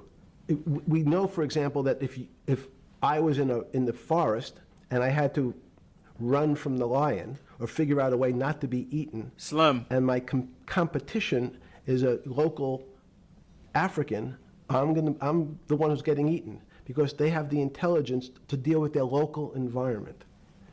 So it's just different. It's not better, it's not worse, but there's many differences amongst different types of people. And so people have different intelligences, and they excel in some intelligences, usually Hey bro, and less so in hey others. bro, hey bro, yo, yo, yo, yo, yo, yo, yo, yo, yo, yo. But Stephanie, I want to know what you say first before I say what I need to say. I'm gonna take a quick break. I'm about to give me a bottle of some Hennessy, mix it with some pineapple juice, and we gonna have a time. Because I know that nigga did not just say that shit. What the fuck? This nigga, He says that kids also shouldn't necessarily be taught how to write because writing forces linear and narrow patterns of thinking. You have to write in a certain form, in a certain way, in a certain linear pattern, is what he says. You mean the same pattern that taught us cursive that we don't use in 2026? Which maybe, I guess, explains his psychosis-inducing grammar in his emails. Steve Bannon says to Epstein. Steph, are you about to just go over that black shit that was just said? That there is something deeply fucked up with you. There's something deeply fucked up with you. At least something. And netizens have commented on this interview. Okay, so all right, for sure. All right, so this nigga said, so he just like cavalierly just debunked that black people aren't like on a lower level of IQ as they've been saying. But what he continued with was, if I was in the wild and I was finna get eaten and there was a black person there running, I would be the one eaten because they just handled it.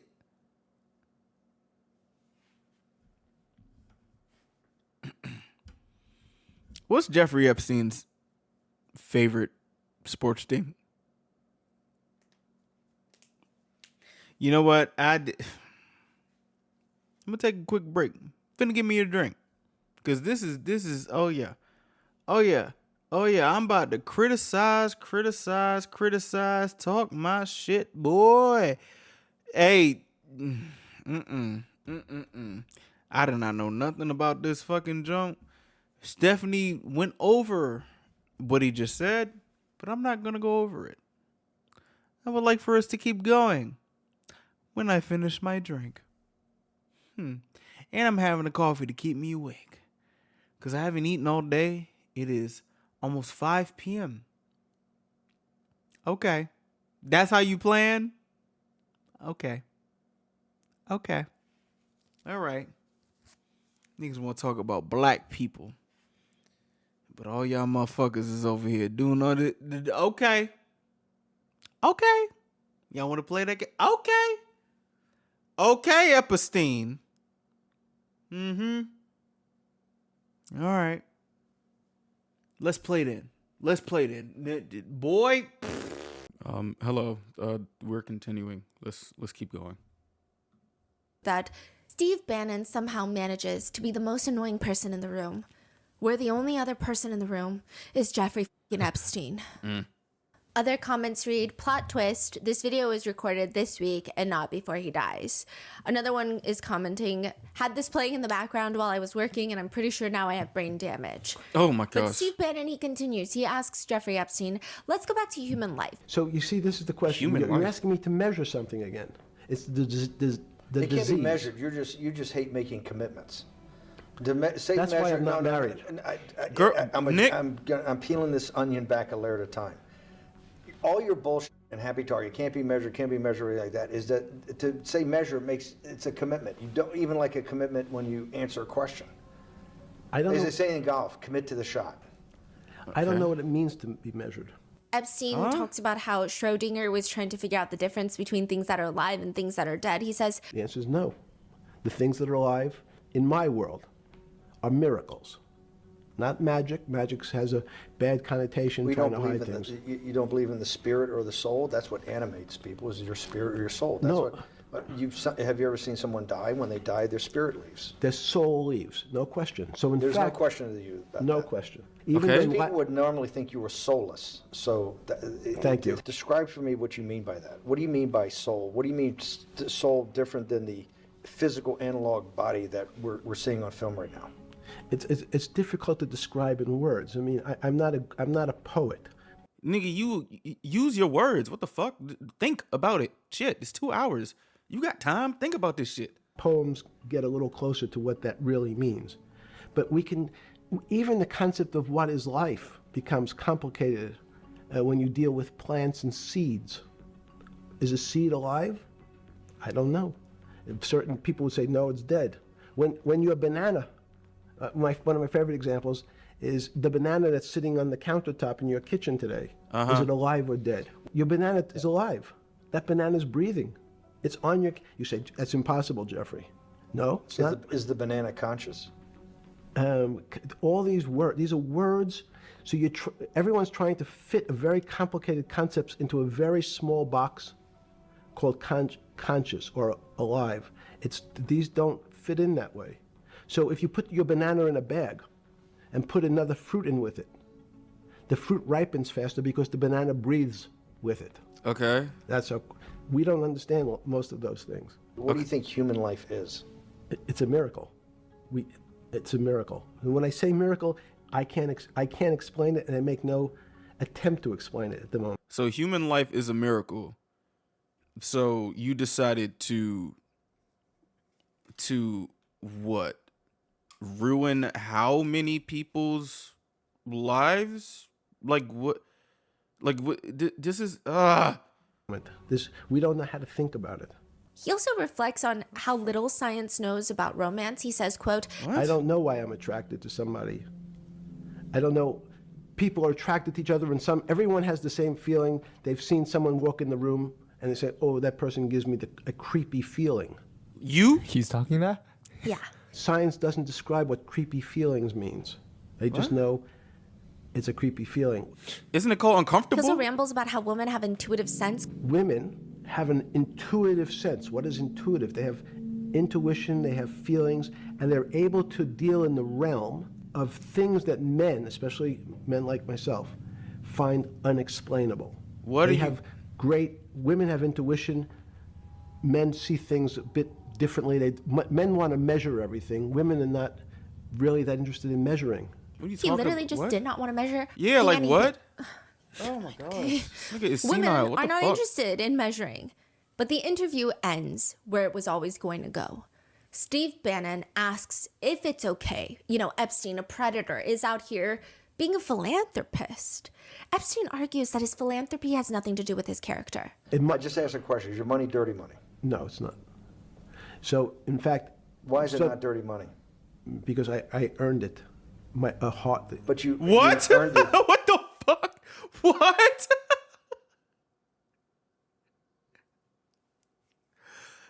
No, my money's not dirty money because I earned it. Okay, so do technically drug dealers too. What the fuck? What? That's still dirty money. I'm pretty sure people who get money from like illicit ways still technically earn it. Well, unless they steal it, but like, what? It's not dirty because I earned it. Now, if I say that to the police, if they catch me with some fucking keys and some birds in the trunk of my car, they're like, no, it's not dirty. I earned it. Nigga, what? No. What are you talking? What?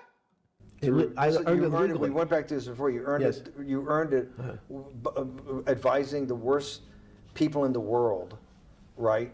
That do enormous bad things, and just to make more money. Ethics is always a complicated subject. Bro, I can tell you that with the money I gave to help try to eradicate polio in Pakistan and India, instead of asking me whether that money should be given to these children for vaccines, I think you might want to ask their mothers who received the vaccine, who know their child now won't get polio, and ask them if Epstein should have helped these people with their money. Bro, what Steve the fuck Bannon are you asks talking about? Okay, let's say people knew that the money for free vaccines was coming from a sexual predator. What percentage does Epstein think that they would still want the money? I would say everyone said, I want the money for my children. Did they know where the money came from?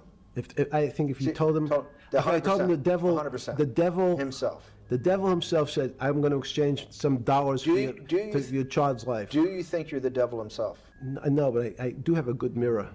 It's a serious question. Sorry. No, but I have a good mirror. What? I don't know what that means. What does that mean? What the fuck does that mean? Do you think you're the devil himself? I don't know. Why would you say that? Steve Bannon, Bro, are you listening away high? to not anger Epstein, explains that the devil is brilliant. Quote, have you read Milton's Paradise Lost? Satan was the #1 archangel. He led the rebellion because he couldn't be the top guy. I'd rather reign in hell than serve in heaven. Epstein just stares at him in response, no, the devil scares me. No, the devil scares me. I saw that in a movie once called American Dharma. I don't remember who said it. American Dharma is a documentary about Steve Bannon. Oh, And shit. Steve Bannon loves Milton's Paradise Lost, and that's why there's a lot of quotes from that book in American Dharma. But the Interesting. fact that Epstein is quoting Bannon's own favorite quote back to him, stating he saw it in a documentary about Bannon, but claiming he doesn't remember where he heard it, and doesn't mention that this documentary is about Bannon, it's very strange. Bro, I feel like he's like acting stupid. Like I feel like he's just like, and I guess that's still like the devil being cunning or something. Like I don't believe he's this fucking a dunce in the head like this. I feel like he's faking it because what the fuck? Like what do you like? He went from like, no, I don't want to measure, then talking about measuring, and then gonna say like, oh, do you think you're the devil himself? No, but I have a good mirror. And he ask it again. Well, why would you say that, bro? What? Some people have taken it as almost like a threat to Bannon. Oh shit. Or is he acting coy, or what's happening? I don't know, bro. But still, the biggest lingering question is, if Epstein is scared of the devil, then who the hell could be the devil? Okay, so I have been seeing some things that said like Epstein was like not at the top. Like there's people above him, which is why, you know, he had to go. I don't know. I genuinely don't believe a word that's coming out this dude's mouth. Shit. Hearing his voice is actually kind of annoying. I ain't gonna lie to you, but hey, let's keep going. Announced early into Nancy Guthrie's disappearance that the authorities are going to use a signal sniffer to see if they can find her. Signal sniffers it's something created by a man named David Kennedy. It can pick up very, very, very low Bluetooth signals. Really? So you attach it to a drone, you send it off into the fields, and if you have anything that can have a Bluetooth signal, it can find it. That's crazy. Such as a pacemaker inside of Nancy's body would have a low frequency Bluetooth signal. Interesting. And with this announcement, Trump gets involved again. Oh, gosh. I mean, you have to remember, this is like a month leading up to basically the US and Israel starting what I would call a war in Iran. And yet there is a lot of time and energy to comment on this specific news. Not on Nancy Guthrie being missing, which Trump has done, but the fact that they're even going to be using a signal sniffer to try and look for her. Trump states that he does not like this public revelation that signal sniffers are going to be used in the Nancy Guthrie case, stating, quote, I didn't like when they were talking about the going after the pacemaker and you know, before they even started going after it, they're coming and reporting it. So if in fact they could do it that way, the person would say, well, I'm not going to let that happen, right? So bad things would happen if he not going to let that happen. basically a roundabout way of saying, what's the best way to turn off a pacemaker? Oh, but the president wow. commenting on a case, Bro, wouldn't that what the just draw fuck? more attention to it? Trump has been personally getting involved along with the FBI director Kash Patel, and pretty Oh my much every gosh. single mainstream media news outlet was reporting on Nancy Guthrie's case. Many experts have stated that this public attention on the case, yes, it keeps it on the headlines. Yes, it keeps more people attuned to seeing if they can spot Nancy Guthrie somewhere and if they can spot the suspects in the Ring doorbell footage somewhere.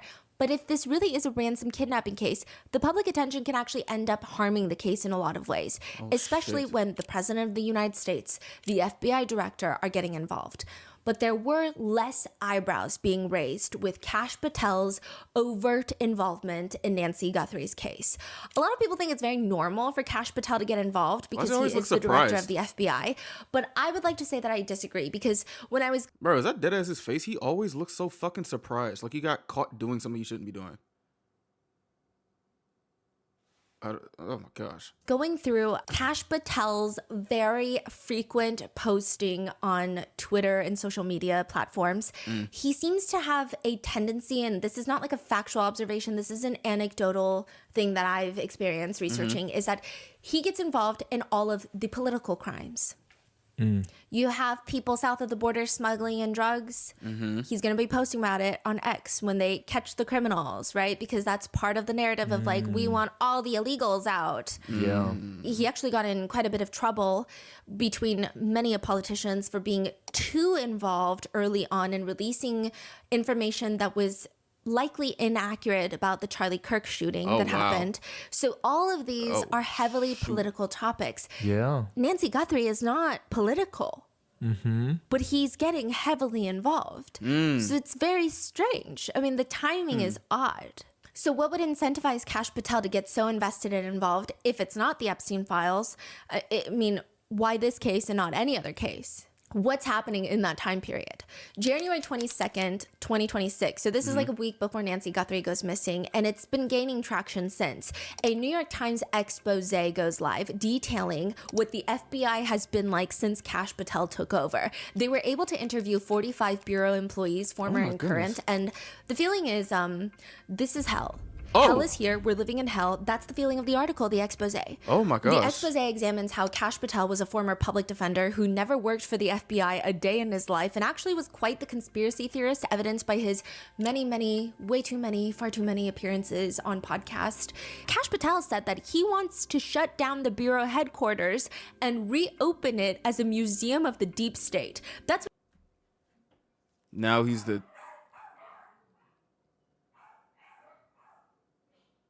Now he's in charge of this shit. What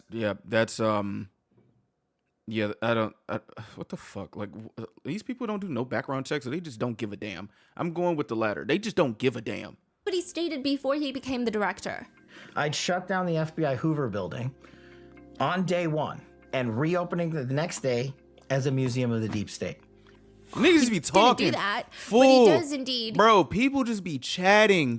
What the hell? Go get rid of the Bureau's top 6 executives, likely due to their connections and work prosecuting Trump. Oh, wow. The sentiment being is, if you were assigned to the January 6th investigation, because you don't get to pick cases in the Bureau. Like, these are agents that get assigned a case. Mhm. A lot of agents said the sentiment inside the Bureau was that once Kash Patel took over, if you even touch the January 6th case, you might get fired just What? because you worked on that case. What? There were a lot of just bozo moments exposed in the article. One field office leader stated that they were shocked by Kash Patel's brain, stating, quote, "What? Patel had his first director's call with the heads of all the field offices. He had no agenda, no organized thoughts, no strategy or leadership philosophy or priorities to share. I specifically remember him stating at one point, I don't read. He explained he doesn't read briefing materials. Bro, this dude just went in raw. He just went in, just said, fuck it. And it's like, you can't even do nothing about this. Like, this is so odd. Like, oh my gosh. I feel like I'm in a Twilight Zone, bro. He apparently doesn't do calls either. So one agent states that typically there is a weekly meeting with all the leaders of the field offices on Wednesdays with the director of the FBI. Mhm. But he stopped doing that. Because So he don't things do just kept calls? getting dropped and missed. And because What? everyone's supposed to have their own individual calls with the director, but like that's a lot of things a were not good. mess. This is a mess. And this is an opinion, of course. But I think a Driscoll sweetest batch blueberry has a stronger work ethic than Kash Patel. Stephanie, what the fuck is remember that? how he had to go to the Five Eyes conference, which is the intelligence alliance between the US, UK, Canada, Australia, and New Zealand. Mhm. And quote, before the conference, his staff says he's unhappy because he doesn't like meetings in office settings. What he wants is social events. He wants premier soccer games. He wants to go jet skiing. He'd like a helicopter tour. Everyone who'd heard about this was like, hold on, is he really going to ask MI5, the director of MI5, to go jet skiing instead of going to a meeting? Like this is what? a job, guys. His staff only cared about 3 things: what his meals were, when his workouts would be, and what his entertainment would be. Who exactly is saying this? One of a former employee? Or current. What is happening? Yeah. This nigga sucks. Also, side note, for someone who has dedicated teams to meals and workouts, he does not have a physique that reflects that much. But I digress, okay? They continue. The biggest plan is how he's going to get his girlfriend in there so she can go to the Windsor Castle. He's got his assistant, just like a true executive concierge. And when she's not getting the food or the workout she wants, she'll just start screaming at people, make it happen. What the hell? girlfriend? No, the assistant, but he wants his girlfriend to go everywhere, which that was a whole thing. So Kash Patel is constantly under fire for using the FBI jet and taxpayer dollar to go fly to his girlfriend's concert. She's like a country singer that nobody listens to. What? I mean, some people listen to her. Nobody listens to her. The shade, fool. He would fly, and then they would fly from one city to another back to her home in Nashville. And apparently, the FBI office in Nashville, where she lives, is just like private security for her these days. Right. They can't even get any work done. Wow. Never in my life would I even think that some shit like this would happen. This is a clown show. This shit is a fucking circus. This is a fucking circus. I've never even thought some unseriousness like this would even exist. Especially not no damn FBI. It's the allegation, it's the sentiment.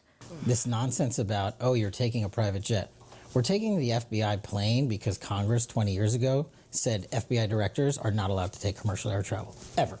Kind of expected some scrutiny, so we took additional steps to say, how can the FBI save money for travel when it's on personal matters? And so I mandated Bureau require us to use government airfields. How long has he been in this position? I think it's been a year. Yeah. And then apparently during the Five Eyes conference, they all go to the castle and they take a picture with the king. Fantastic. Loving life. Great. Now, some of the members of these intelligence agencies overseas, they are not public figures. It's not like the director of the FBI. They're like very secret figures. They're in non-disclosed positions. You can't even file paperwork to see what position they're in. And taking pictures. That's the intention. Kash Patel, though, wants to post this picture on social media, apparently, according to this expose. They're all like, hey, so what kitchen cooking herb are you smoking over there? You cannot post this picture. Yeah, but what? He apparently goes back and forth, allegedly begging these people. Why? These undisclosed intelligence agency running commands. Is it like begging, like how Elon Musk was begging to go to the island? Like, why do you need this picture so bad? Like, what are we doing here? Like a group photo? Yes, that he wants to post this picture onto social media. Because he was taking a picture with the king. Yeah. Did he post it? No. Oh, good. Dan Bongino is the deputy director. Well, former. I was about to say, why are they standing so far apart? Not anymore. Which usually, so a lot of people are saying that with the deputy director of the FBI, it has been long-standing tradition to choose a career agent.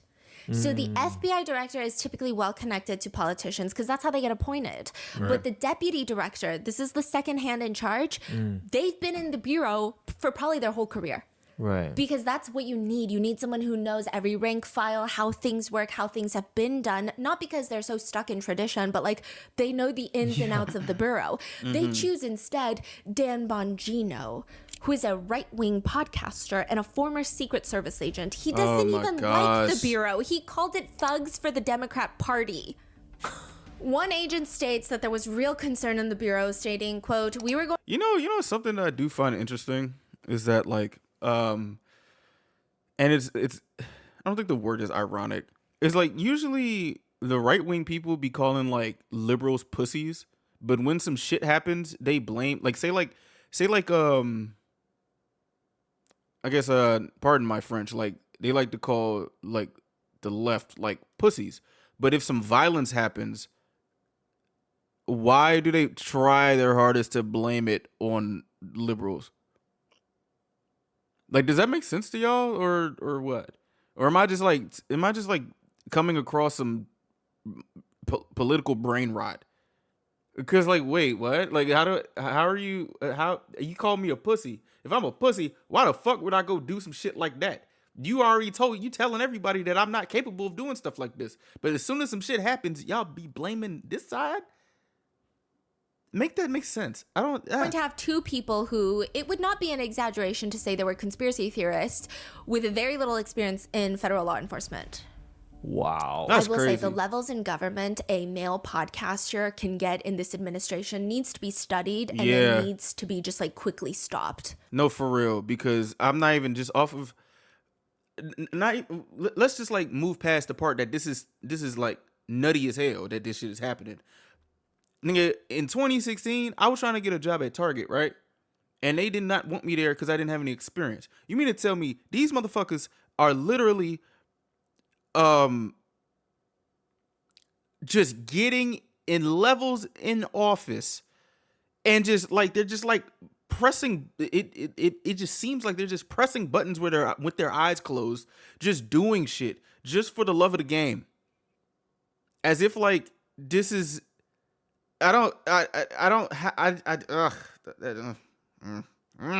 One of the most notable things that he does once he's assigned, though, is Dan Bongino tries to create a new physical fitness test that is not backed by evidence or research. Oh, so he's like, I need all the bureau agents to be fit. He wanted to have equality for men and women in the sense that they would have to do the exact same number of pull-ups, which means a large number of probably more competent, very competent female agents and recruits would be lost. Valuable personnel would be lost because they can't do as many pull-ups as their male counterparts. What? Okay. Whoa. So one agent What? stated to Bongino, and apparently, allegedly, Dan Bongino tells them, you can have the best female agent take down the biggest case in our history, but if on one ring door camera video, she's out of shape or overweight, that's going to be the story. No, the fuck it's not. No, it's not. Why are you lying? Why did he just, what type of, what the hell? The agent comments, he was worried about whether or not they'd look good on doorbell camera. He said it's the way these times are. Bro, he said that with a hairline like that? I'm not about to go back and show y'all a picture. That nigga got a Lego hairline and he talking about looks?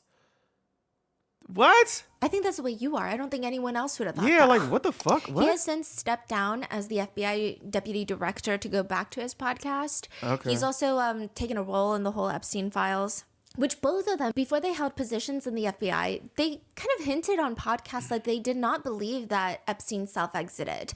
But Kash Patel, once he becomes the director, Bro. he states like, no, it was a self-exit. It was a self-exit. Bro, he just be chatting. It's been reported by agents to the expose that there's too much co-mingling with DHS, the Department of Homeland Security, fuck ICE, formerly run by Kristi Noem. She has since been fired, promoted, we don't know. She has a whole new position that was created just for her. Because What? The speculation by a lot of people is that if she were straight up fired, she would start singing like a little canary, so. You know, they were saying about Kristi Noem yesterday. I did the Super Bowl interview. Sir, are you going to relieve Kristi Noem of her duties? No. Oh.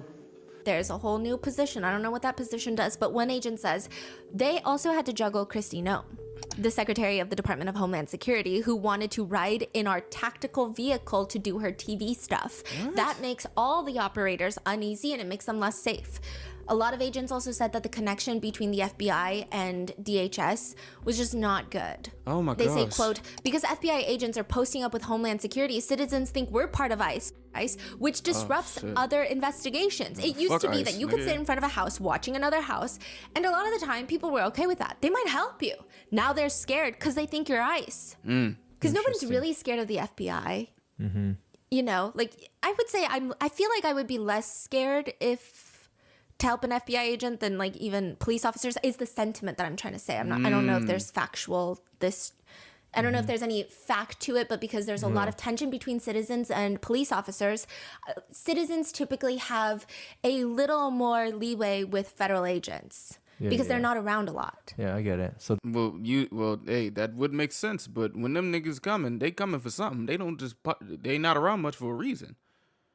But honestly, at this point, everything that I've ever learned is getting unraveled. So I'm just trying to take it one step at a time, bro. the FBI agents say ICE, right? Yeah, Fuck ICE. exactly. That's exactly, yeah. Which, side note about ICE, they're stalking Reddit threads. Really? Okay, this is like a side note. Ken Klippenstein, he was the one that released Luigi Mangioni's note, manifesto, whatever they wanted to call it, right? Okay. But he is like this incredible journalist, but he released an expose about Homeland Security field agents monitoring conversations on Reddit. There was an internal intelligence bulletin that Ken got his hands on where How? they're talking about Reddit user Budget Chicken 2425 who was posting about federal overreach on Reddit and wanted to gather a protest outside the Border Patrol facility nearby in Texas where he lives. Mm-hmm. This is not a big call for a rally. This is not a big call for a revolution. The Okay. post just innocently reads, in light of today's events, I'm rallying people to support our rights and freedom, not just for ourselves, but for our neighbors, family, and community. Right. We need volunteers to be witnesses and spread awareness. The more we are silent, the faster it'll come to us. The Department of Homeland Security Bulletin reads, the post generated some engagement on the platform, including supporting comments, logistical concerns, and opposition, underscoring both local sensitivity to perceived immigration enforcement activity and the symbolic value of federal facilities as protest sites. At the time of this assessment, there's no specific reporting indicating plans for violence against DHS personnel or facilities in connection with call to this protest. But the more alarming part is the bulletin goes on and states they did like a digital footprint check of Budget Chicken 2425, listing that their favorite subreddits are r/Texas, r/movies, r/Stephen King, and I'm old. Fuck, I'm and old. Even that gets specific, stating in the I'm old subreddit, he likes to reminisce about classic television productions like UBU Productions and Gracie Films. Okay. On r/Stephen King, he engages mostly with community posts about book collections. So they're stalking this. This is crazy. Who is not even like, it's shocking because, I mean, do they monitor bits like this online or No, child they offenders who don't. get released? Hell no. You know what they do is ban the person that exposed them PDF files in fucking Roblox. That's what they do. That they what the fuck? That just, quote, slip through the cracks? I didn't think so. So why are you... It's so bizarre. It's so scary. It's not even slipping through the cracks. It's a big gaping hole, and they're just jumping in, and they see them. They see them. Yeah. Also, they're buying warehouses. Look into it. I don't want Look to. into it. DHS went through a whole buying spree where they secretly leased up a bunch of warehouses. There's one, I believe, in Georgia that they're trying to house like 10,000 detainees. What? So look up your local states, look up your local areas. Okay, wait, I might have to look that up. Whoa, what the fuck? And see if there's like a warehouse that DHS has been secretly looking into buying or has already purchased. Oh, a shit. lot of contracts were signed secretly, and they were doing this without much attention for the longest time. Oh my gosh. All near major cities. A lot of them are in very alarming spots, like next to preschools, church gatherings, like community centers where people will go to be safe. But anyway, back to the FBI. What the hell? A lot of agents were saying they don't really do any That is scary as crime-solving, shit, crime-fighting anymore or national security anymore. Hold on, that's scary as fuck. I remember in, like I'm saying, like back in the day, those places used to really be safe, bro. And up until like that stuff that happened with that fuckface Dylan Roof, yo, like that is scary as fuck. And also, like that just makes me so sad. Oh, what the fuck? And they said that Pam Bondi, because you remember Pam Bondi and Kash Patel have some going on. So Kash Patel is the FBI director. Pam Bondi is the Attorney General of the United States. She accuses the New York field office of holding back documents in the Epstein case. Everyone's just trying to save their ass. Pam Bondi was like, I got the Epstein files on my desk. Wait, is she about to talk about the administration was like, there's no files. Kash Patel was like, what files? What are we talking about? Pam Bondi is like, you guys are holding files. So it became this whole point your finger. They have beef with each other. Kash Patel then diverts a ton of agents to work on redactions for files. One agent says, a member of the redaction team asked me, because I'm a superior, can I not work on this anymore? They had a team call, and Patel jumped on the call and yelled at everyone, telling them to work faster, that he'd fire everyone who worked on the redactions if he didn't have it when he wanted it. And they were allegedly told to flag references to Trump and other well-known figures, as well as redacting information about victims, which is the only thing they were supposed to do. Wow. Right. Okay. So don't be confused that this was hard work for American people's rights to know who amongst the rich and powerful are criminals, which at this point, if we are a casino, you would make a killing just assuming everyone is first a bad person, then giving them the benefit of the doubt. To be honest. The article reports that more than 20% of the FBI's workforce has been assigned to immigration enforcement, which impacts the amount of personnel that can investigate other things like public corruption, white-collar crime, kidnappings. What the fuck? One agent stated, I remember praying that we didn't have a terrorist attack, mass shooting, or a cyber attack slip through the cracks because my agents, who were highly trained to protect against such threats, were assigned to immigration enforcement. Another agent says, I did not go to law school. I did not go to Quantico and work counterterrorism operations overseas to doing traffic control for Arrest a Brown Person Day. So the Bureau is known for using polygraphs to get security clearance, where they ask you questions and, you know, they ask you questions that you would imagine that they ask you. But now they said that the Bureau is doing, this is an allegation, if there is a leak, because there's a lot of leaks in this administration, in all departments. Even, I think recently there was a Pentagon leak with how many casualties there were in the Iran situation recently. This leak, if there's leaks in the FBI, allegedly, Kash Patel will have employees polygraphed, and they will be asked if they said anything negative about Kash Patel, which feels like very emotional and sensitive. I mean, it's definitely morally and ethically bankrupt if this is occurring, but could you imagine a female director doing something like that? They would be on her ass. She would be framed as a soft, whiny baby bitch who wants everyone to love and worship her because she's probably a whore. The whole kills, he's not even exaggerating. Like, what the fuck? This nigga, like, have you ever talked bad about me? This shit is crazy, bro. But instead, Kash Patel, how can you be such a soft, sensitive little person? Unbelievable. One agent says, quote, they were polygraphing their own senior leadership team because they were so mad about media leaks. What? Then soon after the Charlie Kirk shooting, Kash Patel flies to Utah, and the first thing he wants is a raid jacket, FBI raid jacket. Why? They don't have one in his size, which, side note, leadership doesn't wear raid jackets. Okay, so FBI, when they do raids, they wear FBI on their back. But once you're in a leadership position, you wear a suit. You don't wear a raid jacket. But allegedly, Trump told Patel he wants to see the raid jackets everywhere because he wants the feds to take the credit for a lot of things. Is the allegation in the expose. Okay, I don't know. I'm not in these rooms. I don't know any of these conversations. But they don't have a size medium.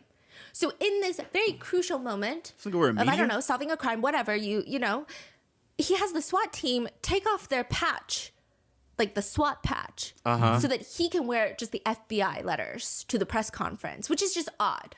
What? And then here's this long quote after he gets there, quote, whenever there's a critical incident, one of the first things that happens is a conference call with everybody, all the executives. Most of the field offices dial in. You don't like calls. The director rarely speaks because someone with situational awareness is leading the call because there's an emergency. Right. You got to be there. Like, you have to have, you know what's going on. They'll say, here's what happened. Here's what we know. Here's what we need.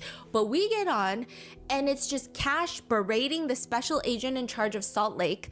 He's super emotional. Which, side note, emotional in a leadership position, such as being the director of the FBI, is never good. I don't think they use the word emotional as a way to display his humanity. They continue. Then it turns surreal. Kash Patel and Dan Bongino start talking about their Twitter strategy. And Kash is like, I'm going to tweet this. Salt Lake, you tweet that. Dan, you come in with this. And then I'll come back with this.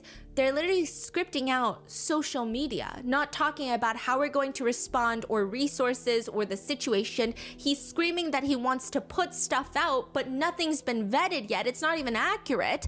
Everyone on the call is just like, this guy is completely out of control.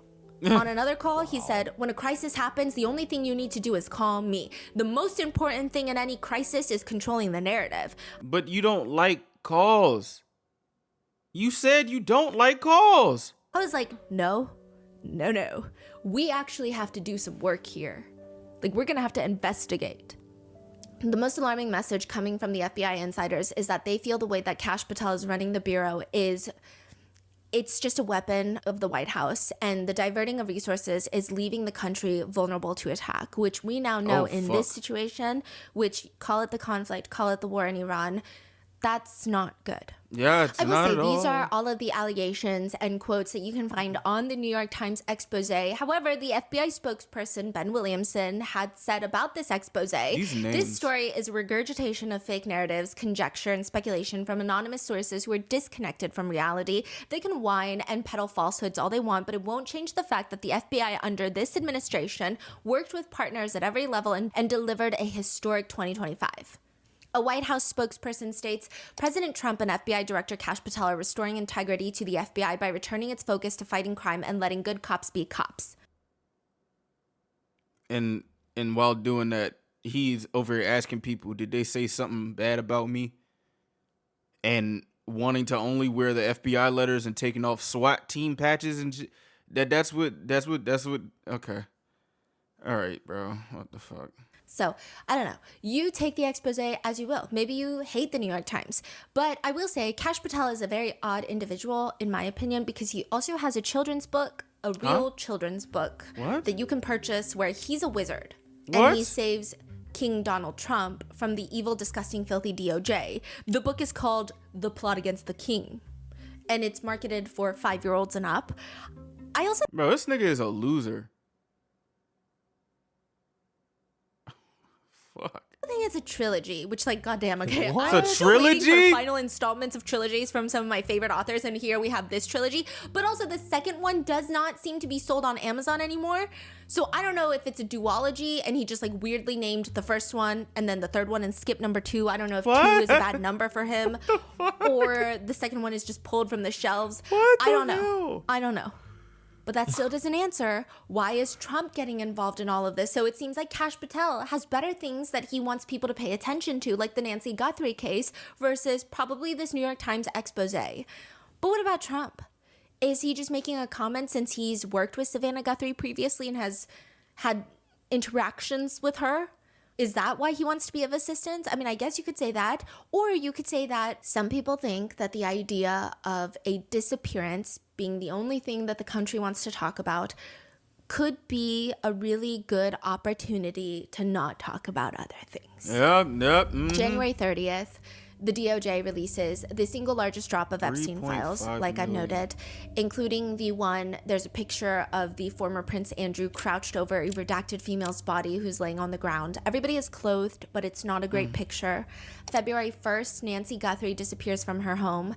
February 2nd, Epstein survivors are rightfully enraged and traumatized because the DOJ, who seems to have spent a ton of manpower to redact the names of high-powered businessmen and billionaires from their files, they have left a ton of documents unredacted that clearly show underage victims' names, personal information, That's fucking and sick. ways that people can find out where they are now. That is sick. Even more traumatizing, according to the New York Times, nearly 40 unredacted images that show both nude bodies and the faces of the people portrayed were left unredacted for the public. Quote, the people in the photos appear to be young, although it was unclear whether they were minors. Whoa, what in the fuck? Oh my gosh. Some of the images seem to show Mr. Epstein's private island, including a beach. Others were taken in bedrooms and other private spaces. While photos of powerful men were mysteriously redacted in some cases for no reason. The lawyers representing the victims state it's kind of unfeasible to think that the DOJ would make mistakes like this. Quote, DOJ cannot plausibly characterize this as an error, negligence, or bureaucratic failure. The task was straightforward. Take the list of known victims and redact those names everywhere they appear. Wait, quick question. Whoa. If these things were in, like, say, like, these unredacted pictures and stuff where they didn't know, they couldn't, like, identify if they are minors or not, and say, like, you know how people were, like, the social media, like, people, netizens were like damn near foaming at the mouth to try to get this shit out, and, like, it's 3.5 million pages, 3.5 million pages. If they just come across some stuff that's unredacted, can't they go to jail for, like, CP? Or was it CSAM? Ain't that? Yeah, they can go to jail for that, right? This is so fucked up. When DOJ believed it was ready to publish, it needed only to type each victim's name into its own search function. Any resulting hit should have been redacted before publication. Had DOJ done that, the harm would have been avoided. Bro, they just like... Another attorney states, this whole thing is ridiculous. The DOJ was ordered to release information to the public to be transparent about Epstein and Maxwell's criminal enterprise network. Instead, they released the names of courageous victims who had fought hard for decades to remain anonymous and out of the limelight. That's fucked Whether the disclosures were inadvertent or not, they had one job to do it, and they did not do it. They fucking But failed. instead, we're talking about Nancy Guthrie. February 3rd, Trump states that he wants to nationalize voting. Fulton County in Georgia stated that they will be suing the FBI. I think just giving thorough context for this would require like 10 business days. But the administration and the FBI raided and seized a bunch of voting ballots from Fulton County in Georgia from the 2020 presidential election. And Trump comes out to state on Dan Bongino's podcast that he thinks that we should nationalize voting in the United States. These people were brought to our country to vote, and they vote illegally. And amazing that the Republicans aren't tougher on it. The Republicans should say, we want to take over. We should take over the voting in at least 15 places. The Republicans ought to nationalize the voting. Because constitutionally, U.S. elections are governed by the state. He doesn't want that anymore, which is a huge cause for concern. He's saying it's because the election was stolen, but a lot of people are saying it's much harder to hack 50 systems than hack one system. And during all of this, Trump is interviewed and he says, speaking of Epstein, I will say this, a reporter named Wolf and Epstein conspired. This just came out yesterday in the millions of pages of documents, how crazy this is, conspired against me in order to fight like hell to make sure I lose the election. That's the only thing that was mentioned about me. Now, about Democrats, some really bad stuff, but about me... Bro, all you niggas is ass. All y'all are evil. Like, why are they trying to make this some bipartisan bullshit? Bro, all of y'all fucking suck. Like, oh my gosh. And people just be eating this shit up that what he says. This nigga is literally just yapping. Like he's, Wolf, whoever Wolf is, he wrote a couple of books. He wrote a book, Epstein couple of books. Conspired against me. So that takes care of Epstein as far as Trump is concerned. But you got a lot of Democrats out there that are very much involved with Epstein. But I'll be honest with you, you got to get back to running the country, too. And then he states that the reporter from CNN needs to smile more. And this is like in the Oval Office with a whole gaggle of press. What would you say to the survivors who You are the worst reporter. No wonder CNN has no ratings because of people like you. You know, she's a young woman. I don't think I've ever seen you smile. I've known you for 10 years. I don't think I've ever seen a smile on your face. Nigga, I'm not smiling in front of you. What the fuck? Who the fuck want to smile in front of this? What the hell? About survivors you know why you're not smiling? Because you know you're not telling the truth. No, it's probably because you fucking stink, nigga. What the hell? Like what? She was asking him about Epstein survivors. So naturally, she was not smiling at the time. Right, and many what? netizens feel that it's very odd for Trump to want the world to let go of the Epstein files and move on from it when they just release so much information, damning information against various people. So let's get into the latest drop of the files. Oh my gosh. I will say that this is not an all-encompassing video on the Epstein files because it's literally impossible. The Rotten Mango team is, at the very end of the day, I think we're a super, super, super small team compared to any news network or even other podcasts. We're a very small team. I think you'd be shocked to see how intimate the core team is, and intimate being a nice way of saying small and very well caffeinated. Yeah. I wish I could dedicate everyone to go through files because a lot of people have requested updates on the Epstein files, and we did our best to get through as much as possible. But with all the other cases that people have been requesting to be covered, especially the international ones that are less known about, we've been trying to work on everything at the same time. So this is not going to be like a comprehensive, exhaustive overview of everything that's been released, but I will try to keep giving you updates as we go. Okay. February 2026, former Prince Andrew Mountbatten Windsor is arrested on his 66th birthday. Gosh. Oh my gosh. Why do they always have these fucking photos? Oh my goodness gracious. In custody for 11 hours, I will say that he is released. King Charles has issued a very rare personal statement where he says in more words, "Let me state clearly, the law must take its course," which is a very kind way of saying like, we're gonna let this happen. Whatever Andrew is gonna go through, he's gonna go through it. It is monumental, but also it can be more monumental because as of right now, he is under investigation, but he has not been charged nor exonerated. So while a lot of people in the UK, they want more and they want it more quickly, everyone in the US feels like if even a former prince can be detained, there can finally be some clarity. There can be some justice. You would think, you would hope, you would pray. How come it's not happening over here? A week after that, another arrest is made in the UK. Peter Mandelson. He's the former UK ambassador to the US. He was a key advisor for Prime Ministers Tony Blair and Gordon Brown. He's a Labour politician. Peter Mandelson is arrested on suspicion of misconduct in public office.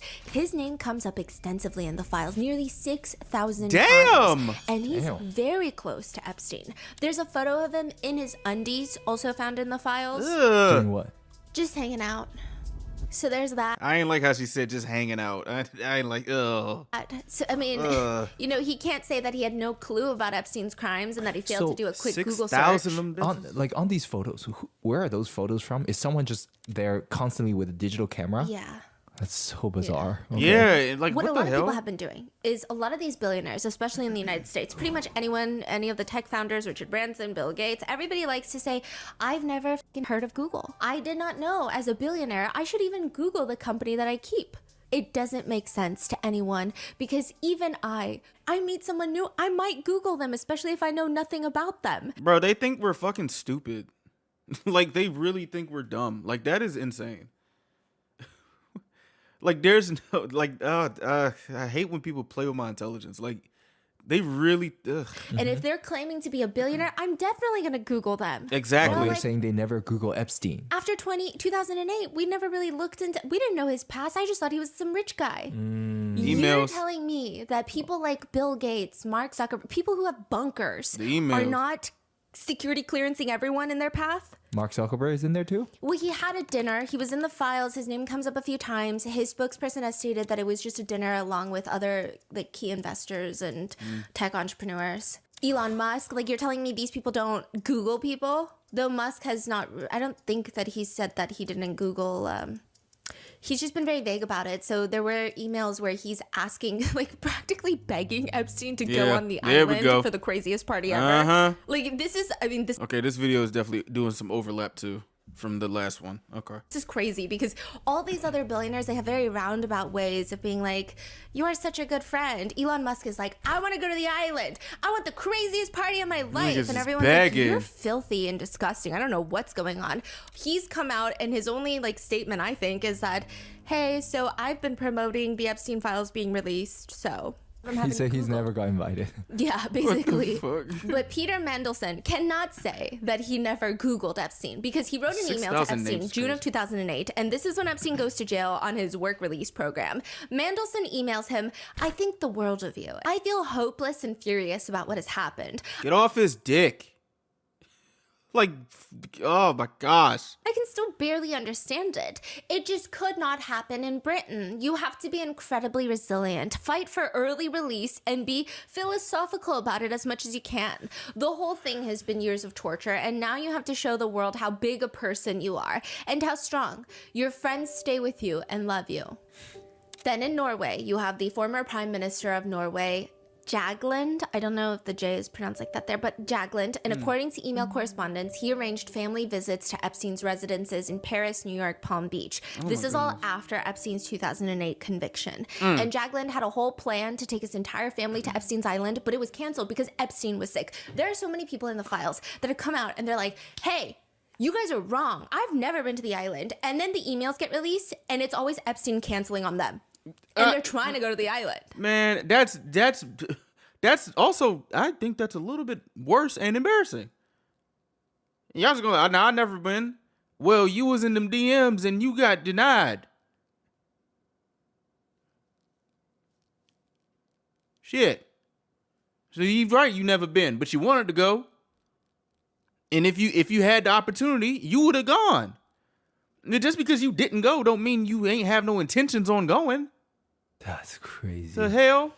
According to the Wall Street Journal, Bill Gates and Epstein both went to Jagland, the former Norwegian prime minister's house, to talk about Bill Gates's work in eradicating polio, which, let's be real, Jagland was the chair of the Nobel Peace Prize Committee, and allegedly Epstein told someone at the Gates Foundation that he's very friendly with, quote, the Norwegians and could help Gates win the Nobel Peace Prize, according to the Wall Street Journal. However, I will note a Gates spokesperson states, Mr. Gates has never been focused on or campaigned for the Nobel Peace Prize or any other prize, which is exactly something someone says when they don't get one. Meanwhile, in the US, there have been a string of resignations, but nothing that really means anything to the victims. Like, no meaningful change or impact. Just rich people retiring early. Representative Thomas Massey states over 24 people have resigned, CEOs, members of government worldwide. But I haven't seen any arrests or investigations here in the United States from this Justice Department. And it's because a lot of people in positions of power do not think that there's anything to be done here. Kash Patel has basically stated to Congress that Epstein just trafficked girls to himself, that there is no credible evidence that anybody else is guilty. Wait, so he went from, so first off, the thing that'd be throwing me off is that he just chats shit, just goes back on what he says, and it just says whatever, and we just let this shit happen. First off, he said there was no Epstein files. What are you talking about? Now it's like, oh, he just did it to himself. There's nobody else. Why would we believe you? Wouldn't you would think you would get somebody that's more believable, right? Or no, it doesn't matter because y'all don't give a damn. Y'all don't give a flying fuck. He states that he would have brought the case yesterday if there was any credible evidence that Epstein trafficked victims to anyone but himself. Who, if anyone, did Epstein traffic these young women to besides himself? Himself. There is no credible information. None. If there were, I would bring the case yesterday that he trafficked to other individuals. So wait, hold on. Ain't that, first off, there was some things that saying that the Orange Man was doing a lot of raping, in the files. What are you talking about? Also, this is the same person that went on podcasts to doubt that Epstein self-exited. Yeah. Kash Patel has even stated to a right-wing podcaster in the past, before he became the director, you don't think that Bill Gates is lobbying Congress night and day to prevent the disclosure of that list? And now he says, there's no list. What list? He says of government officials, put on your big boy pants and let us know who these pedophiles are. Put on your big boy pants and let us know who the pedophiles are. This was before he became the director. And now it's, there's no one to charge. He only trafficked him to himself. That's it. Now, with that being said, we're going to go into the other big names in the U.S. that have come up in the files. And this is not me saying that they are guilty of trafficking, that Epstein trafficked victims to them. The sequence of events in this video just happened in this way that it's right after that segment. But literally, nobody has been charged and convicted of anything related to Epstein that I'm about to talk to you about. Which is also nuts. Why is he out the fucking plane? Oh my gosh. That is crazy. The world is taking this shit seriously, and the U.S. is just sitting on their thumbs and shit. Richard Branson of Virgin Airlines, who just lost his wife, and a lot of people were showing him much love and comfort during that time period. He's in the files. Does that imply guilt? That's not at all what I said, but there's an email from Richard Branson to Epstein that reads, Dear Jeffrey, it was really nice seeing you yesterday. Which, by the way, Richard Branson has an island in the Virgin Islands. The boys in water sports can't stop speaking about it.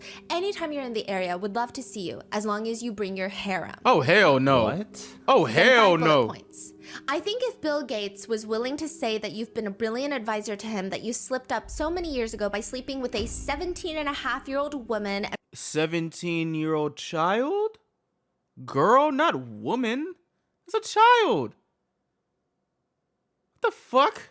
And were punished for it, you've more than learned your lesson and have done nothing that's against the law since. And yes, as a single man, you seem to have a penchant for women. Slipped up many years ago. What do you mean slipped up? That's not a mistake. What do you mean slipped up? What?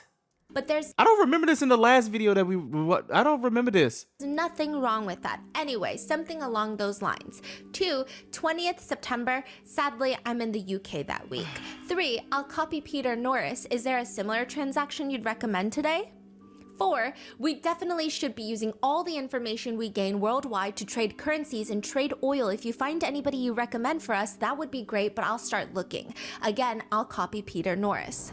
Who's Peter Norris? Financially speaking, some people are like, that sounds suspicious. Like, what are you saying? Okay. Yeah. But more than that, the whole Bill Gates thing. Okay. A spokesperson for Richard Branson has stated that Richard Branson has used the word harem to refer to adult women that he brought along, not underage girls and children. The email is from 2013, so there is publicly available information about Epstein's crimes by this point, and he even notes it in the email, just writing about one of his crimes. Bill Gates could say this about you, that you slept with a 17-and-a-half-year-old woman. And a lot of netizens feel like the fact that he even said 17 and a half is so disgusting. Like, that tells you what kind of person this is. And also, the only thing that changed, that is different from a 17-year-old girl to an 18-year-old girl is a day. It's a day. They're still probably the same person. Like, what the fuck? Like, These people are fucking old when this is happening. All Bill this Gates dirt. has obviously been heavily in the news for the allegations that he contracted an STI from a Russian woman that he was having an affair with and wanted to get meds for himself and meds to secretly give to his then wife, Melinda Gates. He has denied those allegations. Yeah, he's been in the news for... What do you mean he denied those allegations? Wasn't that email? Oh, okay, so I'm going to explain it to you. It gets a little complicated, right? And that's, I mean, even the emails, a lot of people are hiding behind. Some emails could display wrong metadata. There's like a whole thing. Steph, what the fuck is this? Yeah. The metadata. But overall, Bill Gates has been in the news for just being chummy with Epstein. Bill Gates has since apologized to his staff for having 2 separate affairs with 2 different Russian women whilst being married. Wait, you're apologizing to your staff and not your wife? Well, your ex-wife. To Melinda Gates. Quote, I did have affairs, one with a Russian bridge player who met me at bridge events, and one with a Russian nuclear physicist who I met through business activities. He states that Epstein later discovered these affairs, but these affairs do not involve Epstein's victims. And then he says that Epstein basically tried to blackmail him with the information. In one email, Epstein writes to a mutual of Bill Gates and Epstein. He writes that if the affairs go public, quote, Bill risks going from the richest man to the biggest hypocrite. Melinda, a laughing stock. Pledges will disappear as a result. Another email is basically Epstein shaming Bill Gates for allegedly being cheap with his mistresses, writing, so he's talking about the mistress, Bill Gates' mistress. I sent her that note. She said she had little money, couldn't afford air conditioner, was living on a friend's couch, really needed money. I sent her some money. Your friend Bill is nuts. His former girl can't afford aircon, cannot afford to travel to bridge tournaments. She said that Sharon Osbourne used to arrange. The lawyer helped her with papers, so she is okay but broke. That Bro, what is this typing? What the fuck is whoa? What is that? Story would take Trump off the front pages. The richest man in the world is so cheap. His former bridge girl and toy lives on a friend's sofa. Bro, is he high typing this? What? What? Wow. Who is this email even to? Who the fuck is this? Which, by the way, the Russian bridge player, a lot of netizens are like, she's a honeypot for the Russians because she was pictured with an infamous Russian spy. Oh, anyway, wait, what? We're gonna get there in a second. Oh, what the hell?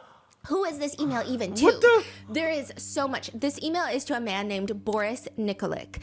And Boris created Biomatics Capital. But before all of that, his main role was he worked as a scientific advisor for Bill Gates and worked for Bill Gates' private office. Boris is also really close with Epstein, like really close to Epstein. To the point where he was listed as a backup executor for Epstein's will just days before Epstein died. Oh, apparently, when Boris decided he was going to stop working with Bill Gates and he wanted to start his own company, he wanted Bill Gates to fund his company. Of course. Okay. Right? But does Bill Gates want to fund his company? Listen, Bill Gates' PR is the most insane shit that I've ever seen in my life. So out of curiosity, Oh, no. Oh, my gosh. I found this book that was written ages ago. Okay. And I was listening to this like podcast that was talking about this book on Bill Gates, and I found it really intriguing because I was like, that doesn't sound like the Bill Gates that I always see in the news. It just, they were talking about how Bill Gates was fucking ruthless. When he first started Microsoft, he was brutal. Everybody was scared of him. Like, he had this penchant for being someone that was a nightmare to work with. Like, the things that you hear about people like Elon Musk, Mark Zuckerberg, like, this is what he was saying about Bill Gates. And I was like, oh, that's very interesting because Bill Gates is all about saving the world these days. The white graying hair. And he always has like a soft demeanor, like very not Jeff Bezos-y, not haha, I'm gonna take over space vibes. What's going on? I try to buy the book. Can't find it anywhere. So I'm now I feel like I need to read the book for research purposes because I'm getting freaked out. Why can't I buy it anywhere? And so I ordered it off of eBay. So this book is written years and decades ago. Like in the 90s. Oh. In the 90s. What they said that Bill Gates never washed his hair. He was known for having dandruff all over his shirts, which is not necessarily a bad thing. Like, I deal with dandruff too, but it paints him in a light that is vastly different from his public image these days. You know, it's also crazy that, like, when it's crazy how time can, like, quote unquote erase something, or like in the terms of like forgetting, it's crazy how powerful forgetting is. Cause I had no idea what this was. I just thought he was just a Microsoft guy. And what, something about like water or some shit? Like, this is. And the book cannot be found anywhere now. No longer in public. That's crazy. Yeah, like I couldn't find it at, the local bookstore. But it is from the 90s. Couldn't find it even from like big retailers like Barnes & Noble. That's so interesting. Barnes & Noble. Yeah, so I was like, now I need to read it. Who wrote it anyways? He's like a biographer. He has a second book about Bill Gates. Oh. I think that book is nicer Bill about Gates Bill too. Gates because that one you can buy, right? and then Bill Gates released his own book, Source Code. So Which Bill I Gates also 3. bought because I was like, ooh, the minute I get free time, I'm going to compare all three of them. Oh, okay. Because I just want to see, because now I got into, this is like a side quest that I try to go on. But no, it's weird. Yeah. Wow. They said, Wait, what if Kash Patel got that idea of having 3 books and not having 1 book from this? That would be a little crazy. Coincidence? Probably not. he was just ruthless. But he's like the only one that has good PR. I mean, define good, but like that soft grandpa PR. Yeah. Versus like Jeff Bezos, I'm like, I'm definitely scared of you just looking at you. Whereas I feel like Bill Gates, like you look at him and you're like, oh, he looks mostly harmless. This guy is like, I'm gonna leave and I want Bill Gates to fund my company. Now, after having read like 30% of the book that I couldn't find on any of the big retailers, I'm like, Bill Gates ain't gonna fund your company. He doesn't care about anybody he works with like that. Epstein is like, I'm gonna help you by helping you blackmail Bill Gates. So that's what that... insane. It ended up semi-working. I don't know if blackmail is the right word to use. Boris says he has... Oh, shit. So that's how that happened? Oh, wow. nothing to do with what Epstein was planning. Bill Gates invested in his company because they have a good relationship and Bill Gates believes in what he was doing, but it was in the range of like under $100 million was like the vibe. Which, if you say under $100 million, I'm expecting $99 million. I'm not expecting $2 million. Yeah, like what? Or $1. That ballpark is Boris vast. has now come out to state again that he has nothing to do with this and that Epstein was doing whatever he wanted to do by himself. But Epstein starts drafting emails that he's likely going to want Boris to send to Bill Gates. So this is where it's confusing. So he keeps sending it to himself. like the clarity. But it's Thank all you. written as if Boris has written them. But Jeffrey Epstein is writing them. Oh. So it's like, imagine I'm trying to send an email to you. I'm going to write it as if I'm you, but I haven't sent it to you to send yet. So I'm like just a like reference. drafting it in my emails and then sending it to myself. So I have an updated copy. I see. yeah. Right. Okay. One reads, I've decided to resign my position effective immediately with BG3, which is their private office. So basically, all that to say, Yeah. Epstein has that type of control over Boris, right? Yes. Like he can make Boris send whatever the hell he wants to send. And all that's to Not a say real picture. is, unless, like in my opinion, I know nothing about Bill Gates. So if I try to blackmail him, it won't work. Not that this worked, but it won't work because none of the information I have on him is true because I don't know him. Blackmail only works when the information is slightly relevant. Maybe it's twisted and exaggerated, or it's like, that's not what really happened, but the optics already look bad. But like, you can't do it pulling something out of your ass. Yeah. Okay. So he's Okay, thank you, Stephanie. I'll think about that next time I try to blackmail somebody. That's what's up. I appreciate the info. I'm not going to blackmail anybody. says, I've decided to resign my position effective immediately with BG3 and the Bill and Melinda Gates Foundation. I have not come to this decision quickly or without a great deal of thought. During the past few weeks, I've been caught up in a severe marital dispute between Melinda and Bill. So this is condensed, but quote, in my role as his right hand, I had been asked on multiple occasions and in hindsight wrongly acquiesced into participating in things that have ranged from the morally inappropriate to the ethically unsound and had been repeatedly asked to do other things that get near or potentially over the line into the illegal. Okay. The things listed in the email are, he helped Bill Gates get drugs, it sounds like STD meds, he helped facilitate his affairs with married women, and being asked to provide Adderall for Bill Gates' bridge tournaments. Which is like the nerdiest thing ever, okay? But Boris states, these emails were not written on my behalf. What's bridge? I'm sorry. Bridge is like an old I was about to ask the same question. Thank you, Mr. Husband. card game. It's like a strategy game with 4 players. It's like a card thing. Oh, so it's card not a sport. Oh, no. Oh, I thought it was a sport. Okay. It's like if someone were to ask you to get Adderall for like a chess tournament. Oh, okay. Got it. Boris states, these emails were not written on my behalf or my request. Epstein inserted himself as a mediator and then used lies to pursue his own agenda. But I guess netizens It's crazy how you could say that. Now this nigga dead. are wondering, even if it wasn't done with Boris's consent, which even that is up for debate to some netizens, but even if it was done without his consent, would Epstein just make things up out of thin air? And would Bill Gates even care if he did? Gates and his team believe that this is evidence that, quote, this is another example of Epstein's repeated attempts to claim a role in Gates's orbit. Also, we do believe that Boris left and received funding from Bill Gates because he did email and copy Epstein on an email to confirm that he was receiving a wire transfer. The email reads, shit. I see wire transfer for $5 million in advance. Okay. I don't know. I don't want to say dollars because there's no dollar sign in the email, so don't sue me. But it says, like, I see wire transfer for 5M advance. I'm assuming it's dollars. Well, it could be something else. I'm scared. Just started showing processing. Thank you in all caps. So, like, I don't know. Thank you to Bill Gates? No, thank you to he copied like a different person, and then he copied Epstein. Wow.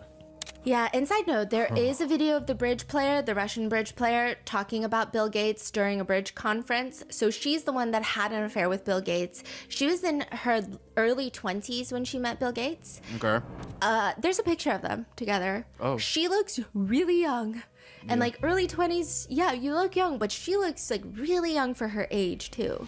That's not me saying that I doubt her age. I'm not doubting that she was an adult at the time. That's not what I'm saying. I'm just saying she just looks young. That was an observation that I had. Maybe it's jealousy, you call it whatever, right? But she quotes a very famous actress, Mae West, and she says, good sex is like good bridge. If you don't have a good partner, you better have a good hand. Bridge like sex. If you don't have a good partner, you better have a good hand. And all right. Okay. Wow.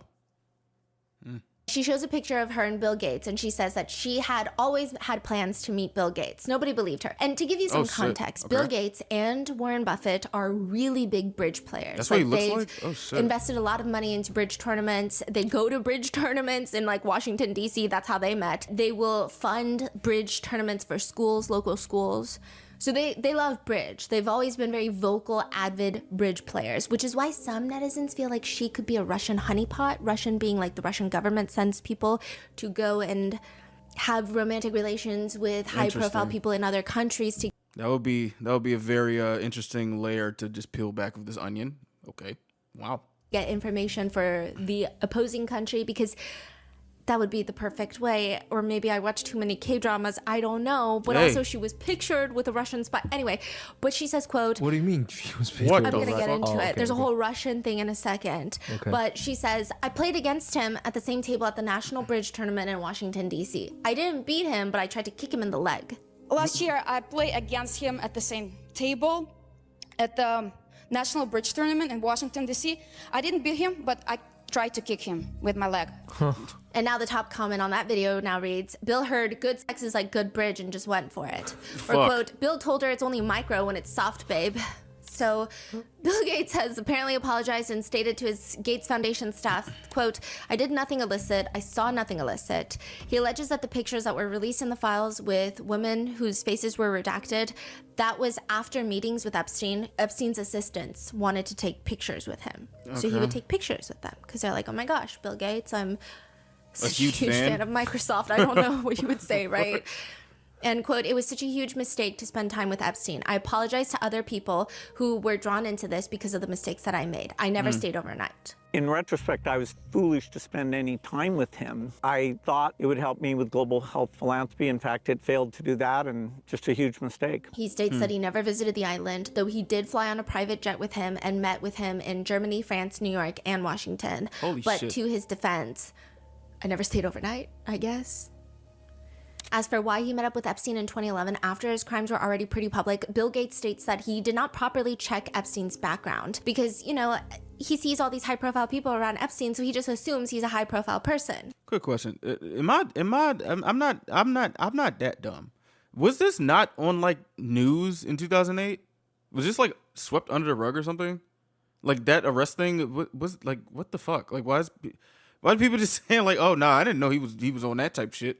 Like you wouldn't expect, hey, why did a person that I'm always with just disappear for a second?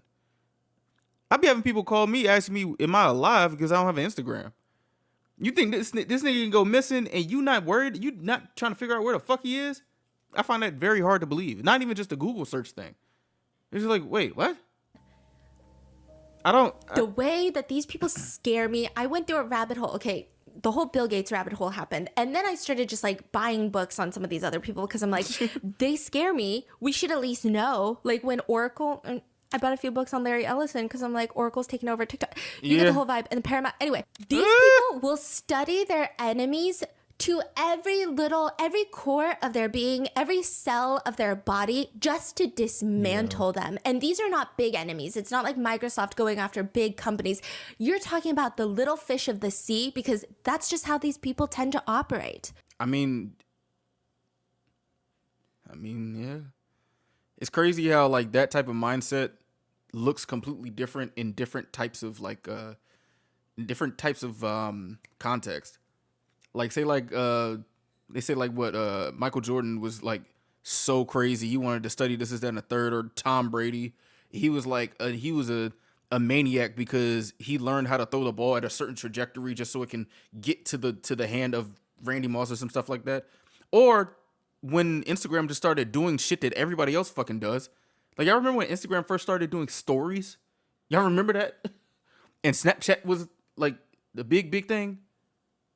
And you're saying, that is a little bit scary if you think about it. Because how the hell did you... Yeah, something to think about. If you're small, up and coming, they will dismantle you for game itself. That's and crazy. You're telling me you never Googled Epstein? He says knowing what I know now, Look at me. makes it 100 times worse in terms of not only his crimes in the past, but now it's clear there was ongoing bad behavior. He says about Melinda Gates, to give her credit, she has always kind of been skeptical about the Epstein thing, which, like, yes, she has been, vocally so. Okay. It's not one thing, it was many things. But I did not like that he'd had meetings with Jeffrey Epstein. He was evil personified. I had nightmares about it afterwards. But also some people think it's kind of like, well, you'll kind of see it with the Clintons later, where a lot of men are using their wife, propping up their wives now, or ex-wife now, but it still benefits them. You know, because it is the Bill and Melinda Gates Foundation. Melinda can continue the legacy. Same with Hillary Clinton. You know, Bill Gates is like, you guys shouldn't even be talking to my wife. She's never even interacted with Epstein. But it still is going to be beneficial for Bill Clinton. So it's kind of an annoying feeling, probably. Bro, Hillary Clinton was fed the fuck up in that video, bro. Deposition. Probably for women. Not those women specifically, but women. And though ultimately he admits to no wrongdoing, there's just continuous building suspicion against Bill Gates. Then, you know, sometimes the people are very strange. What you mean? Not as strange as anyone in the emails, but we spend our time doing very odd things, like waiting in line for things just to hope we like it. Like a protein bar. There's this protein bar. It comes in like a gold wrapper. We tried it. Girl, where are you going I ordered with a this? bunch. Okay, I ordered 3 bars. No. I've watched enough of your videos. You going somewhere with this. You're not going to hit me with an okie doke, Stephanie. It's in New York. Do you remember? I'm confused. What are we talking about? The little protein bars in the pantry, they're gold foil. And I was like, you should eat the protein bar. Yeah, I did eat it. How did you like it? It just tastes like those like really healthy protein bars. So this was a big hyped protein bar, David's protein bar. Yes. They launched in 2024, and when they launched, there were 40,000 customers on the wait list. Oh. The first week, the protein bar... 40,000 customers on the wait Damn. list? A wait list for a protein bar. For What why? the hell? The first week, $1 million in sales. Because the protein bar is 150 calories, and it has 28 grams of protein. Oh, shit. Nearly unheard of. This is insane. To get that much protein with that little calories, Yeah, you can what? already imagine the type of crowd that you're getting workout obsessed. You're getting Pilates moms. Like, you're getting all this like crowd foaming at the mouth. Shit, I was about to say I would like that, but I don't trust where this thing is going right now. I'm gonna be honest with you, because I feel like it's gonna be like tied to Epstein or some shit. To pay for really expensive protein bars. People posted on Reddit saying, if it's too good to be true, it's because it is. None of my farts are safe now. Like, there were a lot of joking comments of like, it's so dense. There's no way. Like, it just tastes creamy. How is it creamy? Some people are saying that they were diarrheaing. But even with all of that, David Protein Bars is valued at $725 million within a year of launching. And now it's become a Mean Girls meme, Regina George. Wait, what? So in the movie Mean Girls, Regina George is the mean girl. Right. And the main character, Katie, she gives her these protein bars. And she's like, oh, these protein bars help you lose weight. So she only eats these protein bars. Okay. But then turns out they're basically like extra calories. Right. And so there was a consumer lab testing done on the protein bar, and instead of 150 calories, each bar was allegedly 229 calories. And you have to understand, many of the people who consume David's protein bars are tracking their macros. They track their Boy, I'd be mad as shit. What? calorie count.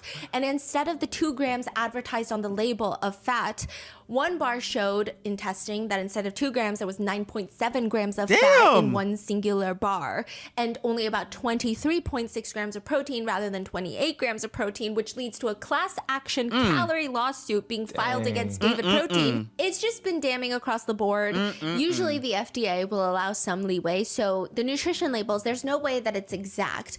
And they give about a 20% leeway. You can be 20% wrong. But most food labels, they stay within like a good lower percentage.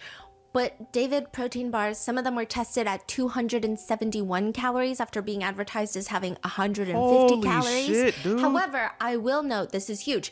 David Protein is fighting this. They're reportedly planning to countersue, and they state that the lab tests are simply wrong. And it's because they use a very special ingredient, EPG, and it's non-digestible. So it actually cannot be metabolized by the body. What? So the way that calories are tested, the way that they're saying the other people have been testing it, they're looking for energy output. Whereas there's some energy in there that is not going to be metabolized by the human body. So where's it going to go? If you're not metabolizing the calories, you can't count that as the calories. Right? It's But like that, corn? weirdly, is not the biggest scandal to hit David's Protein Bars recently. The biggest scandal is Peter Attia. The chief science officer for David Protein Bars is in the files. Peter Attia There we go. That's what I was waiting on. Okay. Always been occasionally controversial in the longevity space. He was on the quest of trying to... The doctor. The famous, Yeah. What? Peter Attia. Okay. Wow. He was on the quest of figuring out, why are Americans so fat? Those are the major headlines involving Peter Attia for the longest time. Those are the words they use. And I don't know, maybe because we're all depressed eating because nobody's being held accountable or really investigated for even being in the Epstein files. And maybe we're not fat. Maybe we're just not invisible to the naked eye, okay? But he has a small bespoke clinic of high-paying clients. You can't even get in unless you're someone with deep, deep pockets like Hugh Jackman. What? That's so random. The actor? Yeah. The X-Men? Yeah, and tech founders, and I'm not saying Hugh Jackman knows about any of this. Like, these emails are between Peter Attia and Epstein. But he's the longevity guy for the rich. Go get a $3,000 elective MRI scan. Go spend X amount of money on this and that, and take time off of work to exercise. Obviously, that's an exaggeration, but that's where much of the controversy, at least, is from the beginning. Peter Attia wants to say, if you're not even going to invest in your health, what are you going to invest in? Like, he's that type of guy. So what the hell are you doing with Epstein? June 2015, Peter Attia sends Epstein in an email. The subject line is, got a fresh shipment. Of what? The picture that he includes in the email is metformin bottles. Metformin? Mm-hmm. What's metformin again? I think it's like the anti-diabetic prescription drug that people would take for longevity. It's like one of the longevity ones, along with like the elective GLP ones that everyone who wants to be fucking immortal takes these days. And I'm like, why do you want to live forever? The world is ending. This is crazy. We're just trying to live to tomorrow, and you guys want to live until you're 2,000 years old? Epstein responds, me too. And he sends a photo of a woman that is redacted. Peter responds, please tell me you found that picture online. Bastard, ... Epstein responds, afraid not. Peter, You know the biggest problem with becoming friends with you? The life you lead is so outrageous, and yet I can't tell a soul. ... The fact you still talking to this motherfucker while he just like flashed a fucking photo of this person, like what the hell? Like, I would not want to continue a conversation. Like, yo, why you send that, dude? Like, what the fuck is your problem? That's crazy, man. Peter Attia also sends Epstein's assistant an email. I go into JE withdrawal when I don't see him. Jeffrey Epstein withdrawal. Bro, just... Okay, Peter Attia is in the boat with like Elon Musk, where it's like they're so desperate to be on Epstein's island.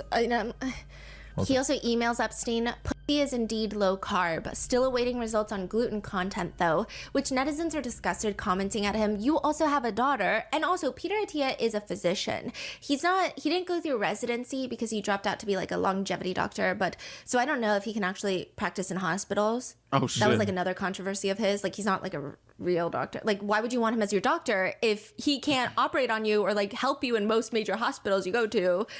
Anyway, for him to associate with Epstein after 2008 and then to talk about women's body parts like that while being a physician, while having a daughter, while being morally bankrupt, in my opinion, feels personally past the point of just being a bit alarming. Peter Attia has since posted a statement once these emails have gotten viral that reads, the following email is what I sent to my team last night. I sent a similar version to my patients also. And it's like this long little... My gosh. Okay. But not really my fault. Fuck. He expresses that he let everyone down, but also he was not involved in any criminal activity, that he was never on the plane, island, or present at any sex party. But he does admit to being at Jeffrey Epstein's New York City home on 7 to 8 different occasions, and he did email Epstein that he would like to visit the island. Quote, I need to visit sometime. So Peter, I don't know if it's the fact that you didn't go to the island out of your own moral judgment, but rather you didn't get the invite. He also states that he never went to Zorro Ranch, which is the massive New Mexico compound that Epstein had. But again, he had planned a visit to the New Mexico ranch, but Epstein canceled on him. He also weirdly writes, I met Epstein in 2014, a prominent female healthcare leader while I was raising funds for scientific research introduced us. It's giving a little, it's always a woman's fault. Who cares who introduced you?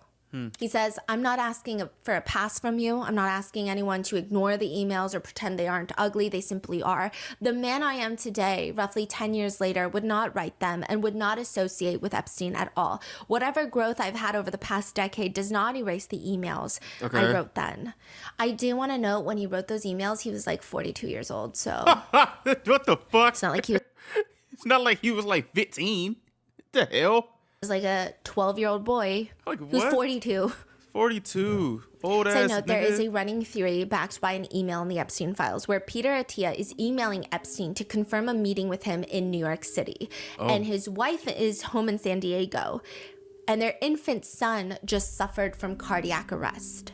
So Peter Attia is in New York City. Oh my God. And he wrote about this in his book. I remember this. Yes. I remember He's in New York this. City working on business. His wife and his son are back home in San Diego, and his infant son suffers from cardiac arrest. And his wife is, I believe, thankfully a nurse and was able to like take him to the hospital, perform CPR. It was a whole thing. Wow. And she's begging him to come home. He said that he writes in his book that he, quote, I stayed in New York, busy with my, quote, important work. Redacted son cardiac arrest happened on a Tuesday, but I did not come home to San Diego until Friday of the following week, 10 days later. I mean, this is all like in the public eye. So people were able to find the exact dates that they think the cardiac arrest happened because, you know, it's a big life event. They've been talking about it before. Yeah. They cross-reference with the emails, and while he's in New York, he's emailing Epstein to meet with Epstein while his son is under cardiac arrest. Boo. Boo. This guy sucks. Also, in his overly long, rather full of shit and carbs statement, he's got a thing with carbs anyway, he says that he didn't know Epstein was a bad person. He never Googled him, I guess. But in 2018, the Miami Herald came out with an expose on Epstein. And that's when Peter Attia, he says, was repulsed. He said, I was disgusted. Insert dramatic word that he probably doesn't have. What about the picture of that woman that was there? That didn't disgust you? No? Okay. All right.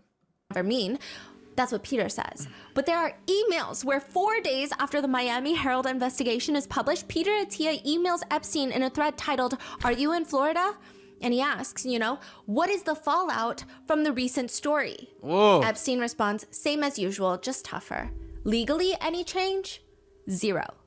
Peter Attia appears to have stepped down from David Protein Bar's AG1 and 8 Sleep, where he was all on like a consulting. Yeah, he was also like a CBS consulting correspondent. Damn. Along with, he was like the newest round of announcements, along with Andrew Huberman and yeah. On what? CBS? What? Yeah, as like a correspondent doctor. Oh, okay. And many netizens wish upon Peter Attia strong, deep, everlasting emotional pain. And I think the longevity is melting his brain. Oh, shit. Now, other key resignations include Brad Karp, chairman of Paul Weiss Law Firm, which this is like a huge, big law firm. He resigned from his chairmanship after 18 years. And people, like a lot of people were making a big deal about it because it's like, oh, finally justice, right? He still remains at the firm as a partner. He's making a shit ton of money. And also, apparently, he had been planning on stepping down his chair even before all of this because he suffered from a heart attack last January. So this isn't even something that he's having to do for justice. What did he do? I believe he was at one point representing Leon Black. Remember the head of Apollo, the hedge fund, that Epstein was like, if I were you, I'd give me $40 million. Remember? But Brad Karp has also been seen in the files emailing Epstein, not about Leon Black, but, quote, Jeffrey, I can't thank you enough for including me in an evening I'll never forget. It was truly, quote, once in a lifetime in every way. Though I hope to be invited again, you are an extraordinary host and you're home, ... exclamation. Thanks again. See you soon, Brad. You like that home? Epstein responds, you are always welcome. There are many, many nights of unique talents. You will be invited often. I don't like that. Then Brad Karp responds, you are amazing. Thank you. I don't like know, that. For all the alarming reasons. He wanted perhaps to use nepotism.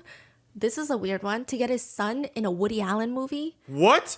So Epstein has always been very good friends with the disgraced filmmaker Woody Allen. And he says, Jeffrey, can I raise a personal issue with you concerning my son David? As I mentioned, he graduated Cornell last weekend and is hoping to work on interesting projects and make films this year and then hopefully attend NYU in the fall of 2017. David is working on a project for a Peruvian company in Lima from mid-June through mid-July. He would love to work in any capacity with Woody on his upcoming film project if that's a possibility. He certainly doesn't need to be paid, and he's a really good, talented kid. Thanks so much, Brad. And then you have Faith Cates, who owns a modeling agency that represents a ton of incredible models. Obviously, she's not a reflection of those models or the talent. And then she also represents like Diplo. I don't know. She's since retired. But the emails have been released. And of course, she writes to Epstein. I know you don't believe this, but I really do love you like a brother. Is your brother a trafficker too? Perhaps. And I feel so sad this is happening. Man, lay very low and quiet. You should know who your friends are. The rest are a piece of crap. The fuck? Like, when did she send this? After his 2008 conviction. Wow, Faith. But these are all just, there's a bunch of other resignations, but these are all just resignations. These are rich and typically old people taking early retirement. And those are just the business people. That's not taking into account all the failed parts that made Epstein who he is. A tiny group of people are resigning, but what about everything else, like the system itself? It's revealed through the files that back in 2015, the DEA, Drug Enforcement Administration, opened an investigation into Epstein and at least a dozen other individuals. They were investigating money laundering, drug trafficking, funding and distributing ecstasy, ketamine, and methamphetamines. So the DEA is investigating additionally for Epstein's proclivity to procure Eastern European sex workers for high-profile clients. That was another thing that was open in this investigation, which begs the question, just how much did the feds know about Epstein's crimes for how long? They had to have known a lot. Because documentation of his crimes go back in the Justice Department to the 90s. Bro, I feel like they know what the fuck you're doing. It's like they're like waiting on it seems like they're waiting on the right moment to attack or say like you slip up and then that's where they get you and then they pack stuff on. It's like I believe they already know. Because like what like like how do you just skate by doing shit like this? You know what I'm saying? Like it don't be making sense to me.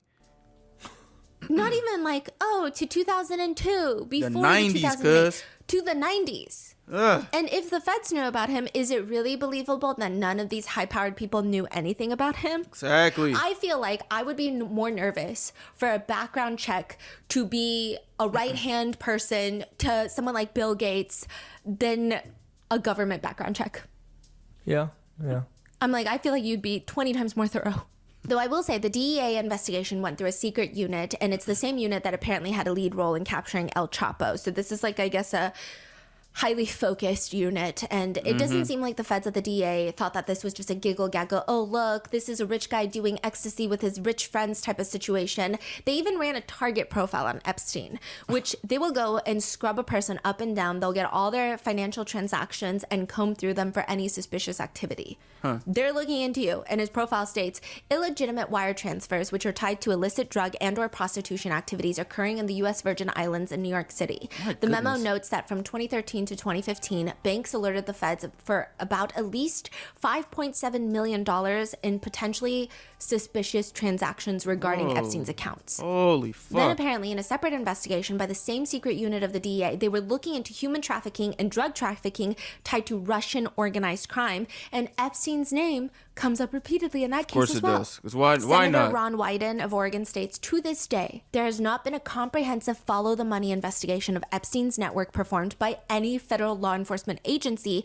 I find that totally inexcusable. I'm not gonna lie to you. I've been finding out about names of so many different people. It kind of is crazy how it has to take going through speaking about Epstein to find this out. I did not know none of these people. I'd say, of course, Bill Gates, Peter Thiel, Elon Musk, like them people, Larry Ellison, all like them, but like it's just more people, and it just makes me think like, damn, we're really never going to get the work, never going to get like to know all the people, especially when it seems like they're literally sweeping this under the rug after, as if like this shit is something that should just be forgotten. So now there's all these whispers about, is Epstein connected to Israel? Is Epstein connected to Russia? Because Bill Gates and Russian girls, and there's a lot of Eastern European women that were victimized by Epstein. Ugh. And the Epstein and Russia ties have only gotten stronger with the newly released files, because for years, Epstein was trying to get a meeting with Putin himself. Remember, he was cozying up to the Prime Minister of Norway, saying things like, I know you're going to meet Putin on the 20th. He is desperate to engage Western investment in his country. I have his solution. Another email is a bit more enthusiastic and casual. Would love to meet with Putin! Exclamation. But again, there's no evidence that the meeting of Epstein's dreams ever came to fruition. Yeah, I was about to say. Putin's name appears more than 1,000 times in the released files, but most of that are references from the news clippings and Epstein talking about Putin rather than any sort of meaningful correspondence. You love him some Putin. There is an individual, though, that has definitely raised a lot of alarms in the files. Belyakov. Who? Belyakov was the Russian Deputy Economic Development Minister, and he becomes fast friends with Epstein. He would send him cryptic-sounding emails that now, in my opinion, sound a bit ominous, but what you mean? Our meeting was really interesting for me. I do not know many people like you who can open new horizons and prospects. He also thanks Epstein at one point for a gift, but the most alarming email is Epstein emails Belyakov July 24th, 2015. I need a favor. There is a Russian girl from Moscow. She is attempting to blackmail a group of powerful businessmen in New York. It's bad for business for everyone involved. Suggestions? Now, there is a situation where Leon Black, Apollo hedge fund manager, he was blackmailed by a Russian woman that he had an affair with, but he says businessmen. So this could mean multiple. Maybe it's just referencing Leon Black. We don't really know. Wow. Epstein says that this woman was claiming ridiculous, nonsensical things that have never happened before in the history of this planet, such as, quote, powerful men taking advantage of women like her. Belyakov, according to the files, offers to meet up with someone who knows said woman, and he alleges that she's in the sex and escort business. And in another email drafted, presumably for the Moscow woman, Epstein writes, I've decided to help you. However, I am very disappointed by the fact that you felt it necessary to threaten me. I think you should apologize to me. You and I have been together I think yo should apologize to me. a long time. So I know you must have been quite upset to do such an outrageous thing. You should also know that I felt it necessary to contact some friends at FSB, which, okay, kind of, but not really, but just for simplicity's sake, is like the Russian FBI. They explained it to me that in no uncertain terms, that especially right now when Russia is trying to bring in outside investors, as you know, the economy there sucks and desperately needs investment, that a person that would attempt to blackmail a businessman would immediately become the enemy of the people and would be dealt with extremely harshly. So I expect never ever to hear a threat from you again. Cause it's scary as shit. I ain't gonna hold you. Oof. That being said, I think $50,000 per month for the next 2 years, which would equate to $1.2 million. Oh my. And I will help you get a visa. Is very generous. If you decide to stay in Moscow, that's also okay with me. Wow. Shit, man. That's why I think it's a different businessman from Leon Black, because Leon Black had this whole, it was a big fiasco, and he ended up paying quite a bit. And then countersued her attorneys. She was at one point, he sued her and her attorneys, Doug Wigder's firm that represented Cassie Ventura in the Diddy case. Oh, wow. I mean, it still represents, but like, you know. Wow. So a lot of Russian connections in the files. And another odd one is that when Trump takes office for the first time back in 2016, Belyakov sends Epstein a message, "Congrats on your president." Epstein responds with one word. Fun? Fun. The fuck? And back to the bridge, right? So unrelated to Trump, but the Russia connection. Bill Gates was having an affair with a Russian bridge player. She was photographed with Anna Chapman, who has been deported from the United States on charges of espionage. Oh my Basically, gosh. people believe that Anna Chapman is a Russian spy. Okay. That has led a lot of netizens to believe that perhaps Bill Gates' mistress was also a honeypot sent by Russia, but that's just a personal thought netizens are having. It's just been weird. Why is it called honeypot? It's like a honey trap. Now, I mean, at this point, this is where I'm going to leave you, because there's going to be a third part to all of this where we're going to go through the depositions and what's been going on with Trump in the files. There's a lot there. Also, they want to subpoena. They haven't subpoenaed, but they do want to interview so far as of the day that I'm filming this. The House committee has stated that they want to interview one of the prison guards. A transcribed interview, a prison guard when Epstein died, because it just released in the files that she was Googling him before he was found dead. Really? There's so much happening. Oh shit! What in the part hell? 3, but I'm gonna leave you with a few things to expect, because Republican Representative Jamie Raskin, along with a few others, Ro Khanna and others, were able to view the unredacted files. So members of the House Oversight Committee are allowed to come in and go through the files, unredacted files. But apparently, you can only have 4 members, and there's only 4 computers, and you can only be there from 9 to 5 to view the unredacted files on those computers only. That itself has been heavily criticized. Representative Jamie Raskin told Axios that he was able to go see the unredacted Epstein files, and Trump's name was in there, quote, more than 1 million times. 1 million. It's been reported that Trump told a police chief at the time looking into Epstein in the early 2000s and allegedly told them, quote, everyone has known that he's been doing this, and suggested that the police chief should also look into Maxwell as well because, quote, she's evil, and to focus on her.